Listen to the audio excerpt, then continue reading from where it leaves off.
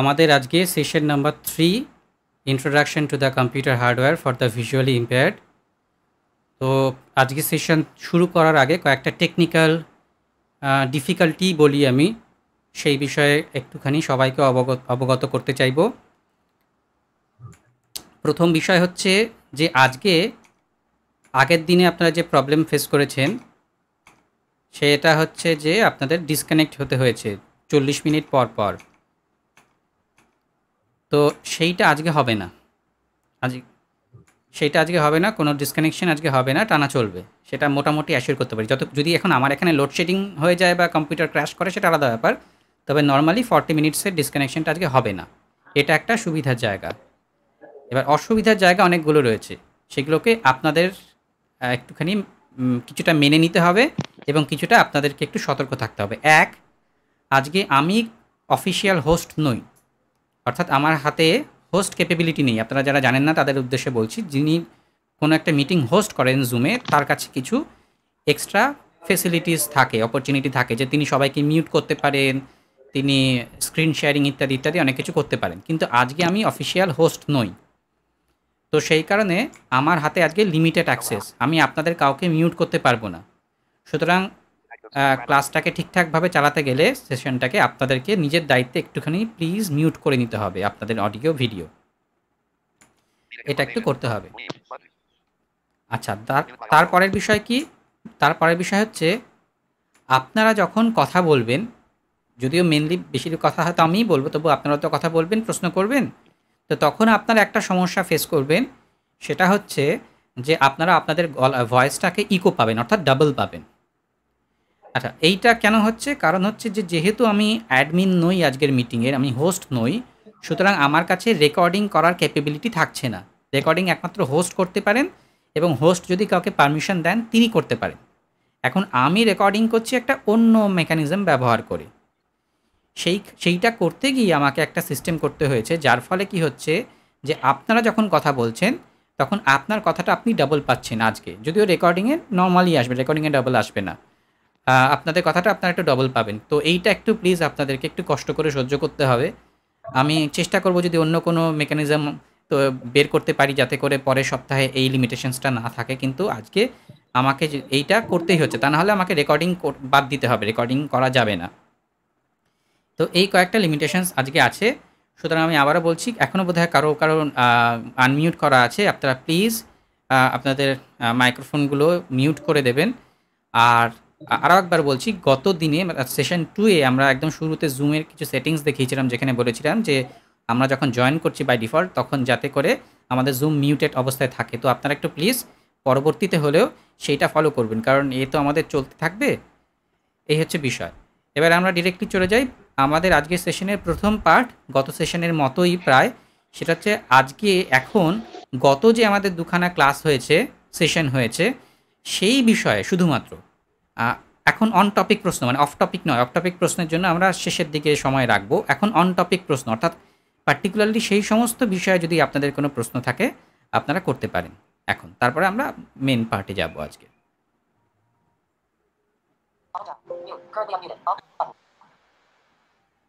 আচ্ছা, আমার কথা শোনা যাচ্ছে? হ্যাঁ, শোনা যাচ্ছে। আচ্ছা, এবারে আমি জিজ্ঞেস করছি, একেবারে প্রথম ক্লাসের শেষ দিকে একটা কথা হচ্ছিল ছোট করে, যদি এমন হয় যে ব্যাটারিটা, ল্যাপটপের ব্যাটারিটা খুলে ফেলে তারপরে কানেকশন দিয়ে যদি ল্যাপটপ অন করা যায়, তখন যদি ল্যাপটপ চলে, সেখানে হঠাৎ করে যদি ইলেকট্রিক চলে যায়, পাওয়ার চলে যায়, তখন তো একটা প্রবলেম হতে পারে। সেই জন্য একটা ইউএসবি লাগিয়ে সেটাকে সেভ রাখার একটা কথা হয়েছিল, ওইটা যদি আরেকটু বলা। আচ্ছা, বেশ। ওটা আমি বলেছিলাম যে ইউপিএস, আমাদের ডেস্কটপে আমরা যেমন ইউপিএস ব্যবহার করি, যেহেতু ডেস্কটপে ব্যাটারি থাকছে না, সুতরাং ডেস্কটপে হঠাৎ করে কারেন্ট চলে গেলে আমরা ব্যাকআপটা পাই না। হ্যাঁ হ্যাঁ হ্যাঁ হ্যাঁ, তো ওরকম একটা ইউপিএস যদি আমরা ডেস্কটপে যে ইউপিএস ব্যবহার করি, সেরকম একটা ইউপিএস, বেসিক ইউপিএস, মানে খুব কস্টলি দরকার নেই, এমনি এমনি ভালো কোয়ালিটির বেসিক ইউপিএস 2200-2500-র মধ্যে আসে। আমাদের এপিসি, মাইক্রোটেক, এই সমস্ত কোম্পানি, ঠিক আছে? তো সেরকম একটা ইউপিএস যদি আমরা বাড়িতে রাখতে পারি তাহলে এই সুবিধাটা হবে। আমরা চাইলে ল্যাপটপটাকে উইদাউট ব্যাটারি, যদি আমাদের রিমুভেবল ব্যাটারি হয় ল্যাপটপে, তাহলে কিন্তু সেটা আমরা চালাতে পারি। আচ্ছা, আর যদি কারো কোনো প্রশ্ন থাকে? দাদা আমি আশরাফুল বাংলাদেশ থেকে বলছিলাম। হ্যাঁ। আমার একটা কোশ্চেন আছে, সেটা হচ্ছে আমাদের যে প্রসেসরটা যেখানে লাগাই ওইখানে যে বক্সটা আছে ওই বক্সটা আমি খুলবো কি করে? আচ্ছা, ওইটা আমি ট্রাই করছিলাম আপনার ভিডিও দেখার পরে। হ্যাঁ হ্যাঁ, এখন ওই বক্সের কিন্তু পাশে, আমি খুলতে পারিনি ওইটা। ওই বক্সটা যেটা আছে, সেই বক্সের পাশে আপনি দেখবেন এই বক্সটাকে সারাউন্ড করে, অর্থাৎ তার চারদিকে, পুরোপুরি চারদিকে নয়, কোনো কোনো প্রসেসরে মানে কোনো কোনো মাদারবোর্ডে এটা বাঁ সাইডে থাকে, কোনোটাতে নিচে থাকে। আমার হাতে এই মুহূর্তে যে মাদারবোর্ডটা আছে এটাতে নিচে আছে একটা পিন আছে, পিনটা অদ্ভুত রকম, মানে ওই বক্সটাকে কভার করে একটা দিকে কভার করে, সাপোজ আমার এখানে নিচে আছে, নিচে কভার করে যাচ্ছে পিনটা, সোজা গিয়ে শেষে গিয়ে বেঁকে যাচ্ছে একটা এস টাইপের, এসে যেরকম, বা ওই সেফটি পিনের মাথাটা যেমন হয় যেদিকটা লক লাগানো থাকে ওরকম। তো ওই পিনটাকে প্রেস করতে হবে, মানে মাদারবোর্ডের দিকে প্রেস করতে হবে, মাদারবোর্ডের বডির দিকে প্রেস করে, আমারটা যেহেতু নিচে আছে প্রসেসরের নিচে, সুতরাং আমাকে নিচের দিকে নামাতে হবে। যদি আপনার বাঁ দিকে থাকে তাহলে বাঁ দিকে সরাতে হবে, যদি ডান দিকে তাহলে থাকে তাহলে ডান দিকে সরাতে হবে। ওটাকে প্রেস করে তারপর সরাতে হবে, এমনি নর্মাল কিন্তু সরালে ওটা যাবে না। ওটাকে সামান্য প্রেস করে, দেখবেন স্প্রিংয়ের মতন আছে, প্রেস করলেন, প্রেস করে আমারটা নিচে আছে একটুখানি নিচে নামালাম, নামিয়ে এবার বাইরের দিকে টেনে নেব, বাইরের দিকে মাদারবোর্ডের বাইরে, ব্যাস পিনটা খুলে গেল। এবার যেই পিন খুলে গেল সঙ্গে সঙ্গে আমি দেখব ওই চারকোনা যে বক্সটা প্রসেসরের, তার একটা লেয়ার খুলে আসছে, একটা চারকোনা মাঝখানে ফাঁকা আছে, একটা ঘেরাটোপ যদি বলি সেটা খুলে এসছে। তো তখন আমি ওখানে প্রসেসরটা বসাবো খুবই সাবধানে, যেরকমটা বলেছি। তারপর আস্তে করে প্রথমেই যে ঢাকনাটা লাগালাম, তারপরে পিনটা ঠিক যেমনভাবে করেছিলাম আস্তে করে বসালাম, বসিয়ে একটুখানি প্রেস করলাম মাদারবোর্ডের বডির দিকে, প্রেস করে আমি আবার উল্টো দিকে, মানে আগে যেরকম আমি নিচের দিকে নামিয়েছিলাম তখন ওপরের দিকে ঠেলে দেবো। বা অনেক সময় কী হয়, প্রেস করলে ওটা অটোমেটিক খট করে একটা আওয়াজ হয়ে বসে যায়, অটোমেটিক্যালি এটা লক হয়ে যায়। যদি লক হয় ছেড়ে দিলাম, ব্যাস প্রসেসর লক হয়ে গেল। এবার আমরা পরের কাজ করতে পারি। কিন্তু দাদা ওইখানে তো একটা কুলিং ফ্যান থাকে ওইটার উপরে, হ্যাঁ কুলিং ফ্যানটা কি হচ্ছে আগে খুলে নিতে হবে? হ্যাঁ, আগে অবশ্যই কুলিং ফ্যানটা খুলে নিতে হবে। ওইটা খোলার সিস্টেমটা কি? এবার কুলিং ফ্যান অনেক রকমের হয়, আমি দু রকমের কথা বলছি। যেটা নর্মালি ইন্টেলের মাদারবোর্ডের প্রসেসরের সঙ্গে যেটা ফ্রিতে আসে, আমরা স্টক কুলার বলি, সেখানে দেখবেন ওই কুলিং ফ্যানের চারদিকে চারখানা ক্লিপ টাইপের আছে, ঠিক ক্লিপ বললে ভুল হবে, চারখানা পায়ের মতন দেখবেন, অদ্ভুত ধরনের দেখতে। ওই পাগুলোকে বাঁ দিকে ঘোরাতে হবে, দেখবেন বাঁ দিকে ঘোরালে একটা জায়গায় স্টপ হয়ে যাচ্ছে।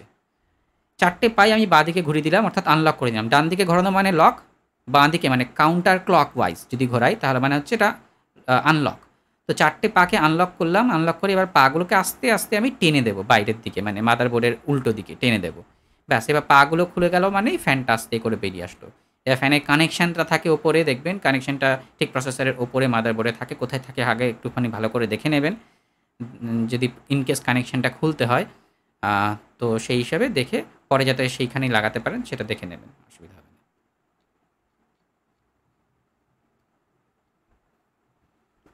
আর কিছু প্রশ্ন? আমি একটা আমার সামনে খোলা আছে, তাহলে আমি একটু ট্রাই করে দেখি। হ্যাঁ হ্যাঁ হ্যাঁ, আরেকজন কেউ কিছু বলছিলেন। প্রদীপদা, আমি বলছিলাম আর কি, হ্যাঁ, যে তুমি যে র্যামের যে এক্সট্রা জায়গাটা করতে বলেছিলে, হ্যাঁ, এটা আমি করেছি, তবে এটা কি সমস্যা হয় পার্টিশন করার সময়? কিসের সময়? আমি যখন ড্রাইভটা ভাগ করব, ধরো ডি ড্রাইভে আমি একটু র্যামের জন্য জায়গা দিলাম, তো সেখান থেকে ডি ড্রাইভ থেকে আমি একটা ড্রাইভ ভাগ করে না নেব। না না না না, ওখানে কোনো প্রবলেম হবে না, শ্রিঙ্ক করলে কোনো প্রবলেম হবে না, ওটাতে কোনো প্রবলেম হবে না।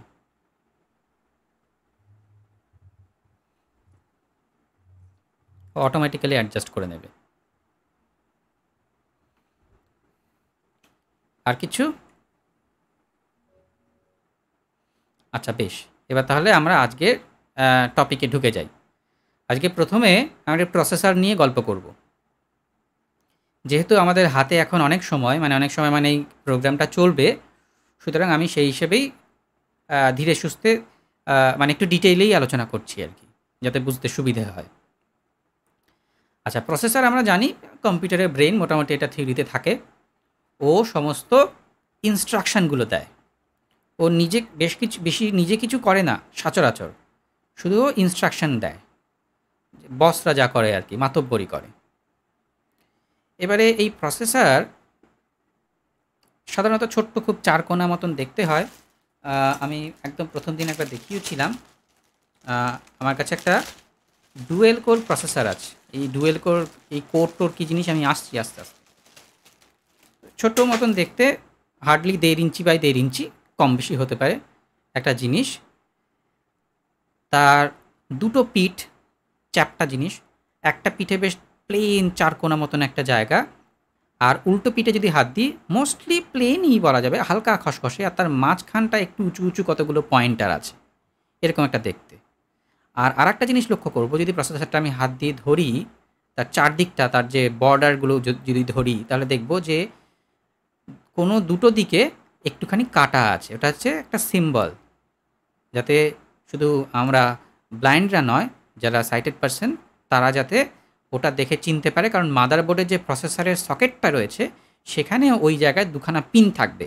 ওই পিনে মানে ওখানকার পিন আর এখানকার যে কাটা স্লটটা আছে, এই দুটো ম্যাচ করলেই প্রসেসরটা জায়গা মতন বসবে, তাছাড়া বসবে না।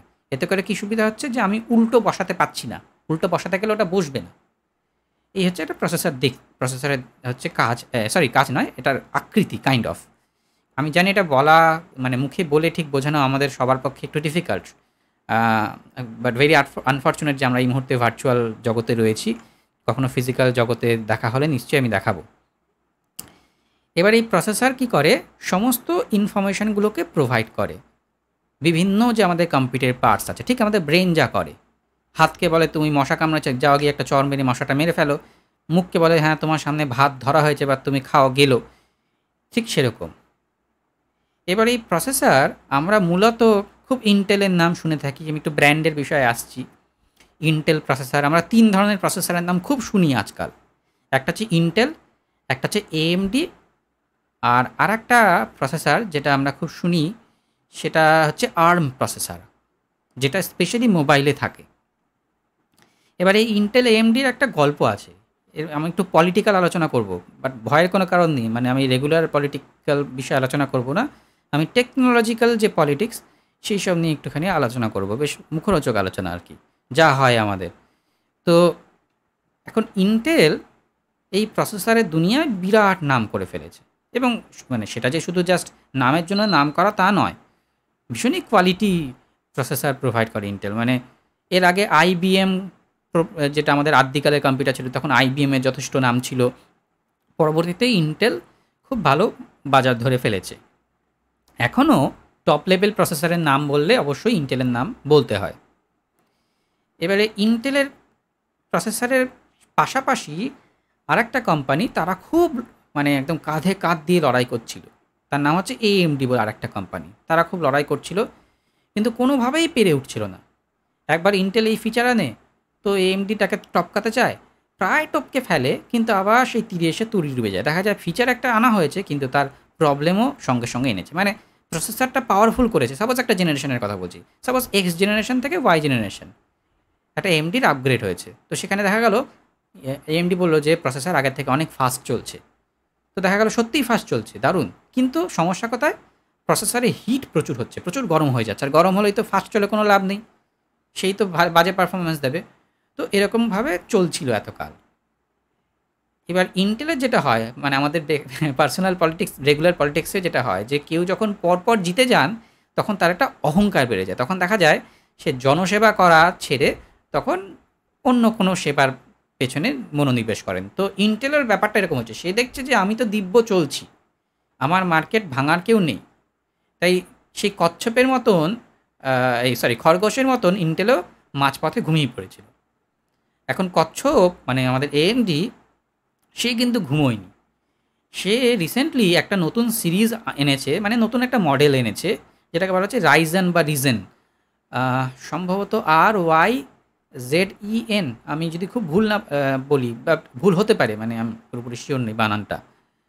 তো এই রাইজেন সিরিজের প্রসেসর এনেছে, যারা কিন্তু বিরাট পাওয়ারফুল, মানে ইন্টেলকে প্রায় বলে বলে হারাচ্ছে এরকম একটা জায়গা। মানে আমি নিজেও আজ থেকে 1 বছর আগে কি 6 মাস 7 মাস আগে আমাকে কেউ ফোন করে যদি জিজ্ঞেস করতো প্রদীপ একটা ল্যাপটপ নেবো, আমি সঙ্গে সঙ্গে বলতাম যে ভাই তাহলে ইন্টেল প্রসেসরওয়ালা নিও, অন্য কিছু নিও না, এএমডি নিও না, কারণ এএমডির প্রসেসরের পাওয়ার ভালো না, হিটিং ইস্যু ইত্যাদি ইত্যাদি। কিন্তু এখন যদি আমাকে কেউ জিজ্ঞেস করে খুব স্পেসিফিক কারণ ছাড়া, আমি অবশ্যই তাকে রাইজেন সিরিজের প্রসেসর কিনতে বলবো, কারণ এখানে কম পয়সায় খুব ভালো বেনিফিট দিচ্ছে।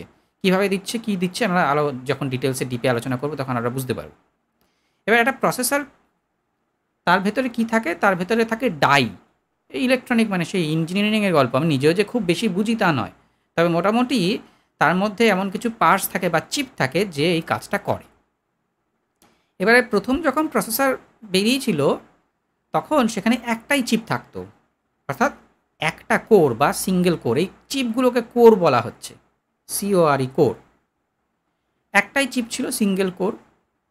তো তার মানে কি, ধরে নেওয়া যাক আমরা নর্মাল ভাষায় যদি বলতে চাই, একজন ব্যক্তি, একটা বিরাট অফিস, সেই বিরাট অফিসের একজনই কর্মী, সেই জল আনছে, সেই ফাইলপত্র পাস করছে, সমস্ত কাজ সে করছে। তো তার ফলে কী হতো, স্বাভাবিকভাবেই তার কর্মক্ষমতা অর্থাৎ ওভারঅল যে কাজ সে করছে সেটা খুব একটা তাড়াতাড়ি হচ্ছে না, কারণ যেহেতু অনেক কাজ করতে হচ্ছে। এরপরে সিঙ্গেল কোরের পরে এলো ডুয়েল কোর, মানে একটাই প্রসেসর, তার ভেতরে দুখানা চিপ দেওয়া, অর্থাৎ কী হলো, যে একই সঙ্গে দুজন কাজ করছে, একটা অফিসে একজনের বদলে দুজনকে অ্যাপয়েন্ট করা হয়েছে। তো স্বাভাবিকভাবেই সেই প্রসেসর আগের যে সিঙ্গেল কোর প্রসেসর তার অপেক্ষা দ্রুত কাজ করবে। এই ডুয়েল কোর প্রসেসরের কিন্তু পরবর্তীতে ক্রমশ উন্নতি হতে লাগলো। কীরকম উন্নতি হবে, কোর বাড়ছে না, কোর পরে বেড়েছে। প্রথমে সিঙ্গেল কোর, তারপর সিঙ্গেল কোরের অনেকগুলো ভার্সন এসেছিল, যত ভার্সন এসছে তত কী করা হচ্ছে, ওই ইন্ডিভিজুয়াল কোরগুলোকে ফাস্ট করা হচ্ছে, অর্থাৎ তাদেরকে বেশি হরলিক্স, কমপ্ল্যান ইত্যাদি ইত্যাদি খাইয়ে বেশি শক্তিশালী করা হচ্ছে, যাতে তারা দৌড়ে দৌড়ে বেশি কাজ করতে পারে, একা হোক বা দোকা হোক, যাতে বেশি কাজ করতে পারে। এই যে তার দৌড়ানোর ক্ষমতা, কত দ্রুত সে দৌড়তে পারবে, সেই ক্ষমতাকে বলা হচ্ছে তার ক্লক স্পিড, যেটাকে আমরা হার্টসে বলে থাকি। দেখবেন আপনারা যখন প্রসেসরের কোনো স্পেসিফিকেশান দেখবেন, ইন্টেল XYZ প্রসেসর 2.9 গিগাহার্টস, অমুক গিগাহার্টস, সব গিগাহার্টসে কল্পনা করা হয়। অর্থাৎ এত স্পিডে সে অন অফ করতে পারে। তার সেই র্যামের গল্প বলতে গিয়ে যখন বলেছিলাম যে তার ভেতরে ইন্ডিভিজুয়াল ক্লক থাকে, অর্থাৎ ইন্ডিভিজুয়াল ট্রানজিস্টার থাকে, যার মধ্যে ও ইলেকট্রিক্যাল যে শক্তিটা সেটাকে ধরে রাখে বা ইনস্ট্রাকশন পাঠায়, সেগুলোকে কত স্পিডে অন অফ করতে পারছে। তো এগুলো চলতে লাগলো মোটামুটি। আমি এরকমও দেখেছি ডুয়েল কোর প্রসেসর, তার এক একটা কোরের 3 গিগাহার্টস, 3.6 গিগাহার্টস স্পিড, দারুণ স্পিড। এবার গল্প হচ্ছে যে স্পিড বাড়ালেই কিন্তু সব হচ্ছে না। ধরে নেওয়া যাক আমার অফিসে আগে একজন নর্মাল আমার মতন লোক ছিল, যে কিনা অত শক্তিশালী নয়। তো তারপরে আমাকে ছাঁটাই করে একজন পালোয়ানকে আনা হয়েছে, তার বিরাট শক্তি, সে একবারে একটা টেবিল তুলে ফেলতে পারে। কিন্তু প্রবলেম হচ্ছে অফিসে তো টেবিল তোলার কাজ নয়, সেখানে চা তৈরি করা, সেখানে ফাইলপত্র পাস করা, অনেক কাজ আছে। এবার সেই ব্যক্তি যতই শক্তিশালী হোক, সেই যেহেতু একা, সে কিন্তু বেশি কাজ করে উঠতে পারছিল না। তো যার ফলে কোর বাড়ানো অর্থাৎ লোক সংখ্যা বাড়ানোর একটা তাগিদ চলে এলো। তো তখন কি হলো, আমাদের ডুয়েল কোরের জায়গায় এলো কোয়াড কোর প্রসেসর, অর্থাৎ সেখানে 4খানা কোর থাকবে, অর্থাৎ 4জন মানুষ ধরে নেওয়া যাক, তারা একসঙ্গে কাজ করছে। এবার এই যত কোরগুলো বাড়ছিল সেই সময় কোরের সংখ্যা বাড়ছিল, তত কি হচ্ছে, ইন্ডিভিজুয়াল কোরগুলো শক্তি সেই লেভেলে বাড়ছিল না বা কমিয়ে রাখা হচ্ছিল, কারণ দরকার হচ্ছিল না, কারণ সেই আর কি মশা মারতে কামান দেখে তো কোনো লাভ নেই। তো সেরকম হচ্ছিল।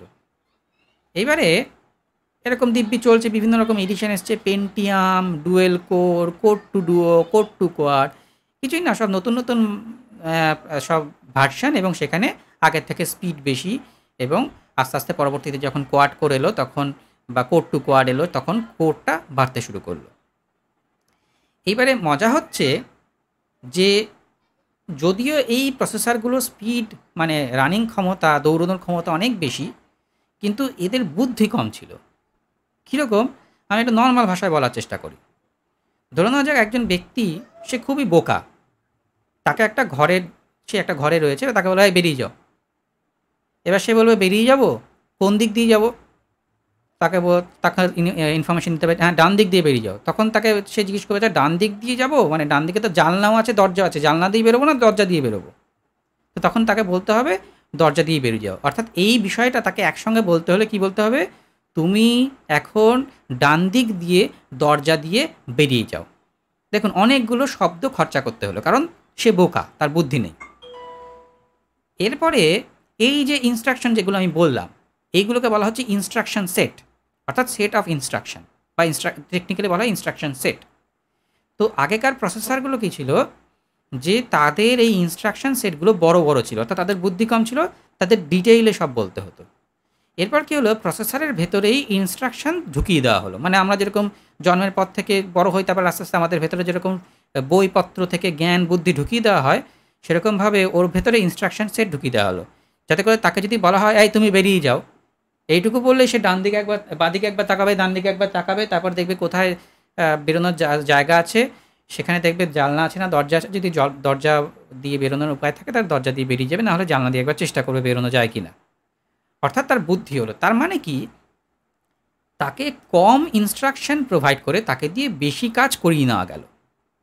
মানে এই দিনের পর দিন এই যে প্রসেসরের উন্নতিগুলো হচ্ছে, সেগুলোই হচ্ছে, মানে এরকমভাবে হচ্ছে। এরপরে আমাদের খুব বিখ্যাত, আমি ইন্টেলের ফোকাস করছি যদিও, কিন্তু এএমডিও সেম, এদের মধ্যে ডিফারেন্স কোথায় আছে আমি বলছি পরবর্তীতে। তো এরপরে ইন্টেলের আর একটা নতুন সিরিজ তৈরি হলো, যেটা হচ্ছে আই সিরিজ। আমরা যেটা এখন দেখি Intel i3, Intel i5, i7। কেউ কি কোনো প্রশ্ন করবেন? যদি না হয় তাহলে একটু প্লিজ আপনার অডিওটা একটু প্লিজ মিউট করুন, কারণ আজকে আমার হাতে ক্ষমতা নেই। হ্যাঁ, আপনাদেরকে একটু মিউট করে নিতে হবে। তো এই আই সিরিজের প্রসেসর যেটা এখন আমাদের চলছে, এবার আই এর ফুল ফর্ম কি আমি না ঠিক জানি না, মানে আমার মনে হয় যে ইন্টেলিজেন্স হলেও হতে পারে, আমি জানি না, মানে হওয়া তো উচিত। তো এই সিরিজের যে প্রসেসরগুলো, সেগুলো আগের থেকে বেশি বুদ্ধিমান। এই বুদ্ধিমত্তা তাকে যেরকম দেয়া হয়েছে, তার সাথে সাথে আর একটা নতুন জিনিস ইন্ট্রোডিউস করা হয়েছে স্পেশালি এই আই সিরিজে। আচ্ছা একটুখানি প্লিজ, আমি কি দেখে বলবো কে মিউট করেনি, একটু প্লিজ যদি মিউট করেন।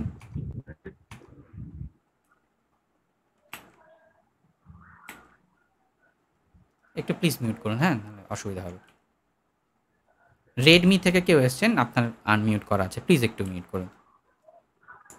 প্রদীপ দাও, তোমার প্রদীপ দা, তোমারও অডিও আনমিউট করা আছে। আনমিউট করব, ওই মিউট করব, হ্যাঁ হ্যাঁ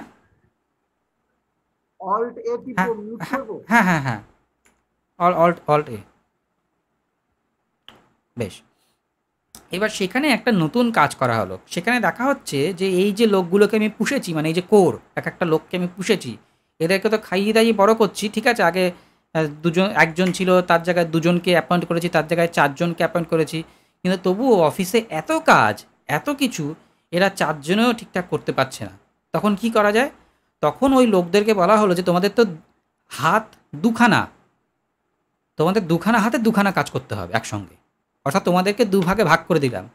তোমার ডান হাত যখন চা বানাবে, তখন বাঁ হাতে তুমি একটা অ্যাপ্লিকেশন লিখো। বিষয়টা অনেকটা ওরকম। অর্থাৎ এই কোরগুলোকে, এই যে যতগুলো কোর ছিল, তাদেরকে ভার্চুয়ালি দুভাগে ভাগ করে দেওয়া হলো, যেটাকে বলা হলো হাইপার থ্রেডিং টেকনোলজি, বা এইচটি। নাম মনে না থাকলেও চলবে, মনে থাকতে তো খুবই ভালো। হাইপার থ্রেডিং টেকনোলজি এর অর্থ কি, যে এই যে ইন্ডিভিজুয়াল ফিজিক্যাল কোরগুলো, অর্থাৎ ভেতরে যে চিপগুলো রয়েছে, এইগুলোকে দুভাগে ভাগ করে দেওয়া হলো। বললো ভাই তোমাকে কিন্তু দুটো কাজ করতে হবে, মাইনেও বাড়িয়ে দিচ্ছি, দুটো কাজ একসঙ্গে করতে হবে। যার ফলে কি হলো, যে একটা dual core processor, i3 processor যেগুলো আছে, সেগুলো কিন্তু অ্যাকচুয়ালি ডুয়েল কোর প্রসেসর, মানে ফিজিক্যালি তার ভেতরে দুখানা চিপ রয়েছে আমি যদি বলি, বা দুখানা ডাই রয়েছে। কিন্তু আমরা যখন উইন্ডোজে চেক করব যে তার দেখি তো এই প্রসেসরটা কতগুলো কোর, কীভাবে চেক করতে হয় আমি দেখাবো অবভিয়াসলি। আমি যখন চেক করবো তখন দেখব সেখানে 4খানা কোর দেখাচ্ছে। হ্যাঁ, তার মানে কি, এই কোর যে ডিভিশনটা হয়ে গেল, ডিভাইড করে ফেললাম, যার ফলে কি হচ্ছে, আগে কি হচ্ছিল, যখন দুজন কাজ করছে, একজনকে বলছে এই চা নিয়ে আসে, বলছে দাঁড়ান আগে অ্যাপ্লিকেশনটা লিখে নিই তারপর চা নিয়ে আসছি। এখন যদি তাকে বলা চা নিয়ে আসে, বলছে ঠিক আছে দাঁড়ান আমি বাঁ হাত দিয়ে অ্যাপ্লিকেশনটা লিখি, ডান হাত দিয়ে চাটা বানিয়ে আপনাকে দিচ্ছি। মানে একসঙ্গে বেশি কাজ হচ্ছে, যদিও তাদের কার্যক্ষমতা কিন্তু বেশি নয়, মানে তারা আগে যতটা দ্রুত দৌড়তে পারতো এখনও ততটাই দ্রুত দৌড়তে পারে, সেইটা খুব বেশি যে অনেক এদিক ওদিক হয়েছে তা নয়। কিন্তু তারা যেহেতু তাদের ফুল যে পোটেনশিয়ালিটি সেটা তো আগে ব্যবহার করা যাচ্ছিল না, তখনই ব্যবহার করা যাবে যখন আমি খুব বড় কাজ করছি, একটা বড় ভারী টেবিল তুলছি কি একটা খাট ছড়াচ্ছি, তখন নয় তার ফুল স্পিডটা আমি নিচ্ছি। কিন্তু নর্মালি সে যখন পেন দিয়ে লিখছে কি ফাইলপত্র আদান প্রদান করছে টুকিটাকি, তখন তো তার ফুল পোটেনশিয়ালিটিটা তাকে যে খাইয়ে দিয়ে বড় করেছে সেটা তো ব্যবহার করা যাচ্ছে না। তো এইটাকে বলা হচ্ছে হাইপার থ্রেডিং।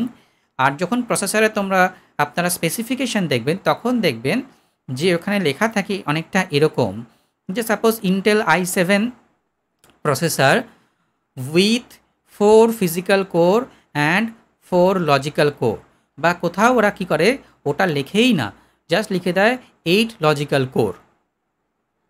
তো ফিজিক্যাল আর লজিক্যাল, ফিজিক্যাল কোর মানে অ্যাকচুয়ালি যেটা প্রসেসরের ভেতরে রয়েছে, লজিক্যাল মানে তাদেরকে দুভাগে ভাগ করা, তাদেরকে 2 দিয়ে গুণ করে, অর্থাৎ প্রত্যেককে যেহেতু 2টো করে কাজ করতে হচ্ছে সেই হিসাবে তাকে করতে দেওয়া হয়েছে।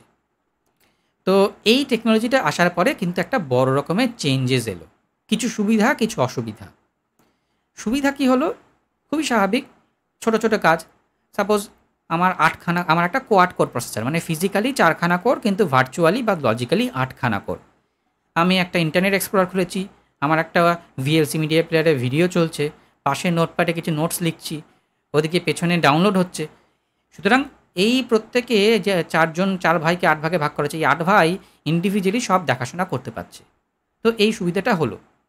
অসুবিধা কি হলো, যে এই যে টেকনোলজি হঠাৎ করে জাম্প করলো, সমস্ত সফটওয়্যার সেই সুবিধাটা ভোগ করতে পারলো না, কারণ তারা জানলো না, কারণ তাদেরকে তো ওইভাবে ইনস্ট্রাকশন দেওয়া হয়নি। তাদেরকে বলেছে তুমি দেখো তো কটা ফিজিক্যাল কোর আছে, 4 জন আছে, তার মানে একজনকে তুমি ডেকে নাও, ডেকে নিয়ে কাজটা করাও। এবার এখনও সে কী করছে, মানে যখন তাকে পরবর্তী স্টেপটা সম্পর্কে বোঝানো হয়নি, শেখানো হয়নি, সে কী করছে, একজন কোরকে ডাকছে। এবার একজন কোর মানে তো এখন ভাঙা কোর, মানে ওই 2 জন, মানে যেটা আমরা লজিক্যাল কোর তৈরি করেছি। আমি যদি অন্যভাবে উদাহরণ দিই, ধরে নেওয়া যাক প্রত্যেকটা কোরের ক্ষমতা হচ্ছে 2 গিগাহার্টজ, ফিজিক্যাল কোরের কথা বলছি। আমাদের একটা কোয়াড কোর প্রসেসর, মানে 4খানা কোর বিশিষ্ট একটা প্রসেসর রয়েছে। প্রত্যেকটা ইন্ডিভিজুয়াল কোরের পাওয়ার হচ্ছে 2 গিগাহার্টজ, 2 গিগাহার্টজ। এবার যখনই তাকে আমি ভেঙে 8 করে দিলাম, তাহলে আনুমানিক একটা গড় হিসেব বলছি, এক্স্যাক্টলি তো এরকম হয় না, তো সেটা হয়ে গেল 1 গিগাহার্টজ করে, অর্থাৎ প্রত্যেকটা 8খানা ভার্চুয়াল কোর তাদের 1 গিগাহার্টজ করে। এবার আমি একটা সফটওয়্যার বা আমি একজন মানুষ, আমি নতুন অফিসে জয়েন করেছি, আমি জানি না যে এরকম নিয়ম কানুন তৈরি করা হয়েছে, একজনকে 2 কাজ করতে হবে। আমি বললাম একজন এসো তো, কী করলো, একটা মানুষের একটা হাত আমার কাছে চলে এলো। এবার তাকে বলো হ্যাঁ তুমি টেবিলটা সরাও। এবার সে তো 2টো হাত দিয়ে টেবিল সরাতে পারতো, এখন তো একটা হাত, তার তো ক্ষমতা কমে গেছে। সে তখন কী করলো, টেবিলটা সরাতে হিমশিম খেয়ে নিল, কখনো সরাতেই পারলো না, উল্টে পড়ে গেল, অর্থাৎ ক্র্যাশ করলো, কখনো বা আস্তে ধীরে করতে করতে অনেক সময় লেগে গেল। তো বিষয়টা তাহলে এই, এখন পরবর্তীতে কি হলো, যে এই সফটওয়্যারগুলো তাদেরকে শেখানো হলো, দেখো বাবা এখন তো নিয়ম কানুন বদলে গেছে, এখন তুমি দেখে নাও যে তোমার কোর লজিক্যাল না ফিজিক্যাল, সেই হিসেবে তোমার যদি টেবিল সরাতে হয় তাহলে একজনকে ডেকো না, বরঞ্চ 2 জনকে ডেকে নাও, তাহলে কি হবে, 2টো হাত আসবে, 2টো হাত দিয়ে ইজি হবে টেবিল সরাতে। তো এইগুলো আমাদের পরবর্তীতে ঠিকঠাক করা হলো, অর্থাৎ সফটওয়্যারগুলোকে সেই হিসাবে অপটিমাইজ করা হলো। আমরা যদি একটু পুরনো গাইডলাইন দেখি, মানে আমাদের দেখবেন আপনারা ইন্টারনেটে how to speed up my Windows 10, কী করে উইন্ডোজ 10কে আরও দ্রুত চালানো যায়। যারা বিশেষ করে যারা একটু প্রফেশনাল গ্রাউন্ডে গ্রাফিক্স বা অডিও ডিজাইনিংয়ের উপরে কাজ করেন, তারা দেখবেন how to best optimize my PC for graphics designing. তো এই সমস্ত যে একটু পুরনো গাইডগুলো যখন আপনারা পাবেন, সেখানে লেখা আছে যে বাবা তুমি হাইপার থ্রেডিং অফ করে দাও, বন্ধ করে দাও। মানে এই যে হাইপার থ্রেডিং, এই যে ভেঙে দেওয়া হচ্ছে, ভাঙাটা কিন্তু বন্ধও করা যায়। আমি আমার কম্পিউটারকে বলতে পারি না বাবা আমার ভেঙে কাজ করার দরকার নেই, তোমরা ভাই যতজন আছো তারা সেই হিসেবেই কাজ করো, তোমাদের আলাদা করে ভেঙে দরকার নেই, সেটাও আমি করতে পারি। তো এরকম পুরনো কিছু গাইড আছে, গাইডলাইন, যেখানে বলা হচ্ছে এই হাইপার থ্রেডিংটা তোমরা বন্ধ করে দাও। যাই হোক, যত দিন যাচ্ছে ততই হাইপার থ্রেডিংগুলো যেরকম আস্তে আস্তে তাদের উন্নতি ঘটছে, বিভিন্ন রকম পলিশড হচ্ছে, সেরকম আমাদের যে সফটওয়্যারের আপডেটগুলো আসছে সেই আপডেটগুলো কিন্তু অনেক উন্নত হচ্ছে। বিশেষ করে আমি উইন্ডোজ 10-এর কথা বলবো। আমরা যখন উইন্ডোজ 10 ইনিশিয়ালি রিলিজ করেছিল, আপনারা যারা একটু আধটু খোঁজ খবর রাখেন তারা দেখবেন একটা ঝড় উঠেছিল, একটা বাজে অপারেটিং সিস্টেম, কিচ্ছু নেই, শুধু গাদাগোচ্ছে গ্রাফিক্স দিয়েছে, স্টার্ট মেনু চেঞ্জ করেছে, এই করেছে, সে প্রচুর। এবং যে অভিযোগগুলো ছিল তার মধ্যে অনেকগুলো সত্য, আমি ডিনাই করছি না, কিন্তু এর ভেতরকার যে ইনফ্রাস্ট্রাকচার উইন্ডোজ 10-এর, সেটা কিন্তু উইন্ডোজ 7 অপেক্ষা অনেকটা চেঞ্জ হয়েছে। বিশেষ করে এই লজিক্যাল কোরগুলো, তাদের যে প্রপার ইউটিলাইজেশন, সেটা কিন্তু আমরা উইন্ডোজ 10-এ পেয়েছি। এবার আমি একতরফা ইন্টেলের আলোচনা করে যেটি এএমডির দিকে তাকাই। এবার এই ইন্টেল যখন এই ভার্চুয়াল কোড নিয়ে এলো, তখন তার দেখা থাকে এএমডিও নিয়ে এলো। কিন্তু মজার ব্যাপার হচ্ছে যে এই যে বললাম, যেটা আগে ছিল যে এএমডি দৌড়চ্ছে, কিন্তু তীরে এসে তড়ি ডুবিয়ে ফেলছে। তা দেখা যাচ্ছে যে যখনই সে কোডটাকে ভেঙে দিচ্ছে, তখন এই ইন্ডিভিজুয়াল কোরগুলোর যে কার্যক্ষমতা, সেটা না কমে যাচ্ছে হঠাৎ করে, মানে সেইভাবেও প্রপারলি ইউটিলাইজেশন করতে পারেনি। এবং তার বিশেষ করে যেটা এএমডির বরাবরের একটা খুব বাজে দিক ছিল, সেটা হচ্ছে টেম্পারেচার। সেই টেম্পারেচার কিন্তু অদ্ভুতভাবে ইনক্রিজ করছে। তো এইভাবে এএমডির টক্কর দিতে দিতে শেষে এসে এখন এই যে লাস্টে বলছিলাম রাইজেন সিরিজ, সেখানে অনেকটা উন্নতি করে ফেলেছে। আমি একটু লেটেস্ট এখনকার যে এডিশন, সেইটা নিয়ে একটু আলোচনা করি। আমাদের ইন্টেল, আমার না খুব ফ্র্যাঙ্কলি স্পিকিং ইন্টেলের একটু নলেজ বেশি আছে, এএমডির নলেজ নেই। কেন নেই? কারণ এতকাল আমি এএমডি কী হবে, বাজে জিনিস তাকাইনি, ধ্যানই দিইনি, সুতরাং আমার জ্ঞান একটু কম। সুতরাং আমি আরেকটু জ্ঞান সংগ্রহ করব, পরবর্তী দিনে হয়তো আরও ডিটেলসে এএমডি নিয়ে আলোচনা করবো। আজকে আমার একটু মূল ফোকাসটা ইন্টেলের দিকেই থাকছে, আনফর্চুনেটলি। তো ইন্টেলের এখন যে নতুন জেনারেশন বেরিয়েছে, যেটা হচ্ছে 10 জেনারেশন। তো এই 10 জেনারেশনের আমাদের অনেকগুলো ডিভিশন আছে, যেমন i3, i5, i7 এবং i9, এতগুলো ডিভিশন আছে। অর্থাৎ এতগুলো মডেলের আমরা প্রসেসর পাচ্ছি। যত নাম্বার বাড়ছে তত তার কার্যক্ষমতা এবং সঙ্গে সঙ্গে পকেট ফাঁকা করার ক্ষমতা বেড়ে যাচ্ছে। এখন i3-তে আমরা দেখেছি যে i3-তে ডুয়েল কোর থাকে, ফিজিক্যাল কোরের কথা বলছি, এবং সেটাকে 2 দিয়ে গুণ করলেই বুঝতে পারবেন ভার্চুয়ালি 4 কোর থাকছে, কোয়াড কোর। i5-এ কোয়াড কোর থাকে ইউজুয়ালি, ফিজিক্যালি লজিক্যালি 8 কোর্স। i7-এ আমি পাচ্ছি 8 ফিজিক্যাল কোর্স, মানে 16 আমার লজিক্যাল কোর্স। আর আমি যদি খুব ভুল না বলি, i10-এ i9-এ থাকছে 10খানা 10 ফিজিক্যাল কোর্স, তার মানে 20খানা লজিক্যাল কোর্স। বিরাট ব্যাপার, মানে একসঙ্গে অনেক কাজ করা যায়। এবারে আপনারা যেখানে কনফিউজড হবেন, এখন আমার কথা শুনলেন আপনি, এখনই আপনি ল্যাপটপ খুলে সার্চ করুন Indian price of Intel i7 10 generation processor, আপনি দেখবেন গাদাগুচ্ছের model. Suppose Intel i3 10700K, 10700KF, 10700F, 10700, আবার আছে 10700U, UF ইত্যাদি ইত্যাদি, ভীষণ কনফিউজিং। তো আমি আজকে আপনাদের সাথে আলোচনা করব যে এই বিশেষ করে ইন্টেলের এইগুলোকে নিয়ে, যে এইটা কোনটা কি এবং আপনি কোনটা নেবেন আপনার কাজের জন্য। তো এই প্রসেসরের যে স্পিড বললাম, আগে যে প্রসেসরগুলো থাকতো তাদের পুরনো জেনারেশনের প্রসেসর, সেই প্রসেসরে তো ওরকম একটা স্পিড, একটা ম্যাক্সিমাম স্পিড ধরে দেওয়া হতো যে সাপোজ 3 GHz, আর একটা মিনিমাম স্পিডও থাকতো। মিনিমাম স্পিড যেটা, সেটাকে বলা হয় বেস ক্লক। তো এখনকার যেরকম ইন্টেলের যে নতুন প্রসেসর, সেগুলো ওরকম আছে, বেস ক্লক একটা আছে আর একটা ম্যাক্সিমাম স্পিড আছে। এবারে এই প্রসেসরগুলোকে ইন্টেল মূলত দুভাগে ভাগ করেছে। এখনকার আই জেনারেশনের প্রসেসর, আই সিরিজের যে প্রসেসর, সেগুলোর কথা বলছি, মূলত দুটো ভাগে। এর আবার সাব ডিভিশন আছে, আমি পরে আসছি। মূল ডিভিশন হচ্ছে, একটাকে ওরা বলছে উইথ ওভারক্লকিং, আর একটাকে বলছে উইদাউট ওভারক্লকিং। একটা নতুন টার্ম আমরা পেলাম, ওভারক্লকিং। টার্ম না মনে রাখলেও চলবে, যেহেতু আপনাদের কাউকে পরীক্ষা দিতে হবে না, মনে রাখতে পারলে তো খুবই ভালো, কিন্তু জানা দরকার how it works and what it is.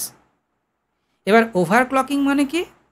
আমার একটা ক্লকের স্পিড রয়েছে, যেটা কিনা আমি ধরে নিচ্ছি আমার এই মুহূর্তে ইন্টেল 10 জেনারেশনের i7 প্রসেসর রান করছে, তো এটার বেস ক্লক হচ্ছে 2.9 গিগাহার্টস, অর্থাৎ মোটামুটি কিছু হোক বা না হোক এরকম স্পিডে চলতে পারবে। এইবারে এর একটা বুস্ট হয়, আর একটা নতুন টেকনোলজি এসছে, আমি খুব সংক্ষেপে টাচ করে যাচ্ছি, যেটা পরবর্তীতে এসছে। মানে এই যে জেনারেশনগুলো উন্নতি হচ্ছে, অনেকে জিজ্ঞেস করে আমাকে এই জেনারেশনে কী হচ্ছে, মানে আমি কেন একটা 8 জেন ছেড়ে 10 জেন পয়সা দিয়ে কিনতে যাব। যেরকম আমাদের হাইপার থ্রেডিংয়ের কথা বললাম যে একটা কোরকে ভেঙে মাল্টিপল কোর করা হয়েছে, সেরকম একটা নতুন টেকনোলজি এসছে যেটাকে বলা হচ্ছে টার্বো বুস্ট। TARBO, খুব বেশি ভুল না বললে, নাকি TU কে জানে, আমি আবার বানানো খুব কুইক। কেউ কিছু বলছেন? কার একটা অডিও আনমিউটেড হয়ে গেল, আপনি ল্যাপটপ বা পিসি থেকে আছেন। যাই হোক, এখনও আনমিউটেড আছে, একটু মিউট করবেন। হ্যাঁ, তো এই যে টার্বো বুস্ট, এটা কি হচ্ছে, এই যে আমি বললাম যে আমার প্রসেসরের বেস ক্লক কত 2.9, অর্থাৎ একটা কোর, একটা লজিক্যাল কোর, সে ম্যাক্সিমাম 2.9 গিগাহার্টজ স্পিডে কাজ করতে পারে। এবার দেখা গেলো আমি একটা বিরাট বড় ভিডিও এডিটিং করছি, ও কাজ করছে পুরো দমে, যেহেতু ভিডিও ভারী কাজ, পুরো দমে কাজ করছে। হঠাৎ দেখলো যে উফ, মানে এত তাড়াতাড়ি, মানে এরকমভাবে কাজ করলে চলবে না, আমাকে একটু স্পিডটা বাড়াতে হবে। ও তখন কি করে, হঠাৎ করে অন্ততপক্ষে কিছুক্ষণের জন্য ও হয়তো 4 গিগাহার্টজ হয়ে গেল, কি 4.2 গিগাহার্টজ হয়ে গেল। অর্থাৎ হঠাৎ করেও নিজের পাওয়ারটাকে বাড়াতে পারে যদি খুব প্রয়োজন হয়। যদি সে যদি বোঝে যে তার উপরে ওভারলোড হয়ে যাচ্ছে, ধরুন আমি হেঁটে হেঁটে যাচ্ছি, আমার দূরে একজন দাঁড়িয়ে আছে, সে বলছে হ্যাঁ হ্যাঁ এই সোজা, হ্যাঁ চল চল চল আয়, আরে দৌড়ো না। আমি হঠাৎ কী করে করলাম, আমি স্পোর্টসম্যান নই, কিন্তু হঠাৎ করে দুম দুম দুম দুম দুম করে কিছুক্ষণ দৌড়ে নিলাম, যাতে করে তাড়াতাড়ি তার কাছে পৌঁছতে পারি। বাচ্চারা অনেক সময় করে। তো সেরকম একটা ওকে ক্ষমতা দেওয়া হলো, যেটাকে বলা হচ্ছে টার্বো বুস্ট। এটা ইন্টেলের যে কোনো, আমি বোধ করি i5 i3-তে আছে কিনা আমি শিওর নই, i5 থেকে শুরু করে সমস্তটাতেই এই ক্যাপাবিলিটিটা দেওয়া হয়েছে। এখন এই যে ওভারক্লকিং মানে হচ্ছে ওকে একটা বেস ফ্রিকোয়েন্সি দেওয়া হয়েছে, সাপোজ 2.9 গিগাহার্টজ, কথার কথা বলছি। আমার i7 ধরে নিন, i7 আমারটা যদি আমারটা ওভারক্লকড প্রসেসর নয়, আমি আসছি, কিন্তু আমি কথার কথা বলছি, ধরে নিন আমারটা ওভারক্লকড প্রসেসর এবং আমার স্পিড হচ্ছে 2.9 গিগাহার্টজ বেস ক্লক, অর্থাৎ মিনিমাম স্পিড মোটামুটি।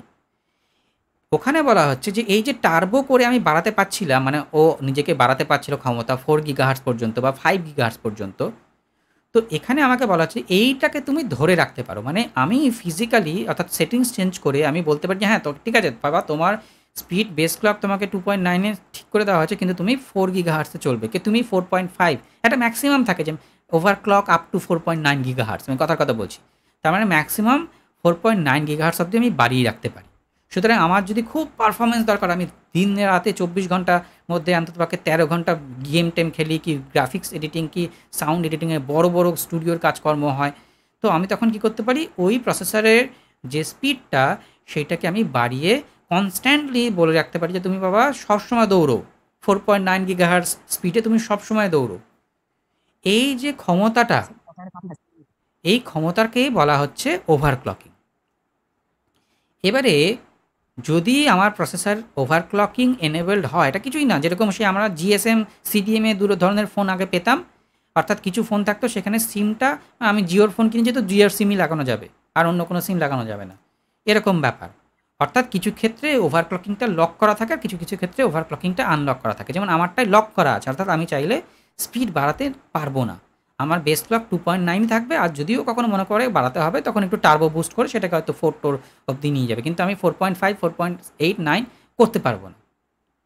এইবারে আপনারা দেখবেন যে প্রসেসরের মডেল নাম্বারে কে আছে, সাপোজ ইন্টেল i3 10700K, কে থাকা মানে এটা ওভারক্লকিং এনেবলড প্রসেসর, অর্থাৎ এই প্রসেসরটা আমি নিলে আমি এটাকে চাইলে এটাকে ওভারক্লকিং করতে পারি, স্পিডটাকে বাড়াতে পারি। লালটু দার অডিও আনমিউট আছে, হ্যাঁ আচ্ছা এই গেল। তো এই হচ্ছে আমার কি বলে ওভারক্লকিং, অর্থাৎ যেখানে কে থাকবে, আর যদি কে না থাকে তাহলে আমি বুঝবো যে আমার এটাকে বাড়ানো যাবে না। সুতরাং আমার প্রসেসরের মডেল নাম্বার ইন্টেল i7 10700, অর্থাৎ এটাতে কে নেই, এটা ওভারক্লক করা যাবে না। বেশ, তাহলে দুটো মডেল পেলাম। সাপোজ আমার i7 দিয়ে যদি আমি কম্পেয়ার করি, দুটো আমি টাইপ পেলাম, একটা 10700 যেটা কিনা নন ওভারক্লকড, একটা 10700K যেটা হচ্ছে ওভারক্লকড। তাহলে কে পেলাম, নন কে পেলাম। পরের আমি ভার্সনে যাচ্ছি, দেখবেন কিছু কিছু প্রসেসরে এফ অ্যাড করা থাকে মডেল নাম্বারে, এফ। এবারে এই এফটা কি, একটা হ্যাঁ হ্যাঁ, এই যে তুমি উল্লেখ করছিলে এটা আমি ইনেবল ডিসেবল করতে পারবো, এটা কি হেল্প অফ সফটওয়্যার করা যায় নাকি এটা? আচ্ছা আমি আসছি, এই প্রশ্নের উত্তরে আসছি। তো দেখ, এফ যদি থাকে তাহলে বুঝে নিতে হবে এই প্রসেসরটা টেকনিক্যালি আইজিপিইউ এনেবলড। কী জিনিস সেটা?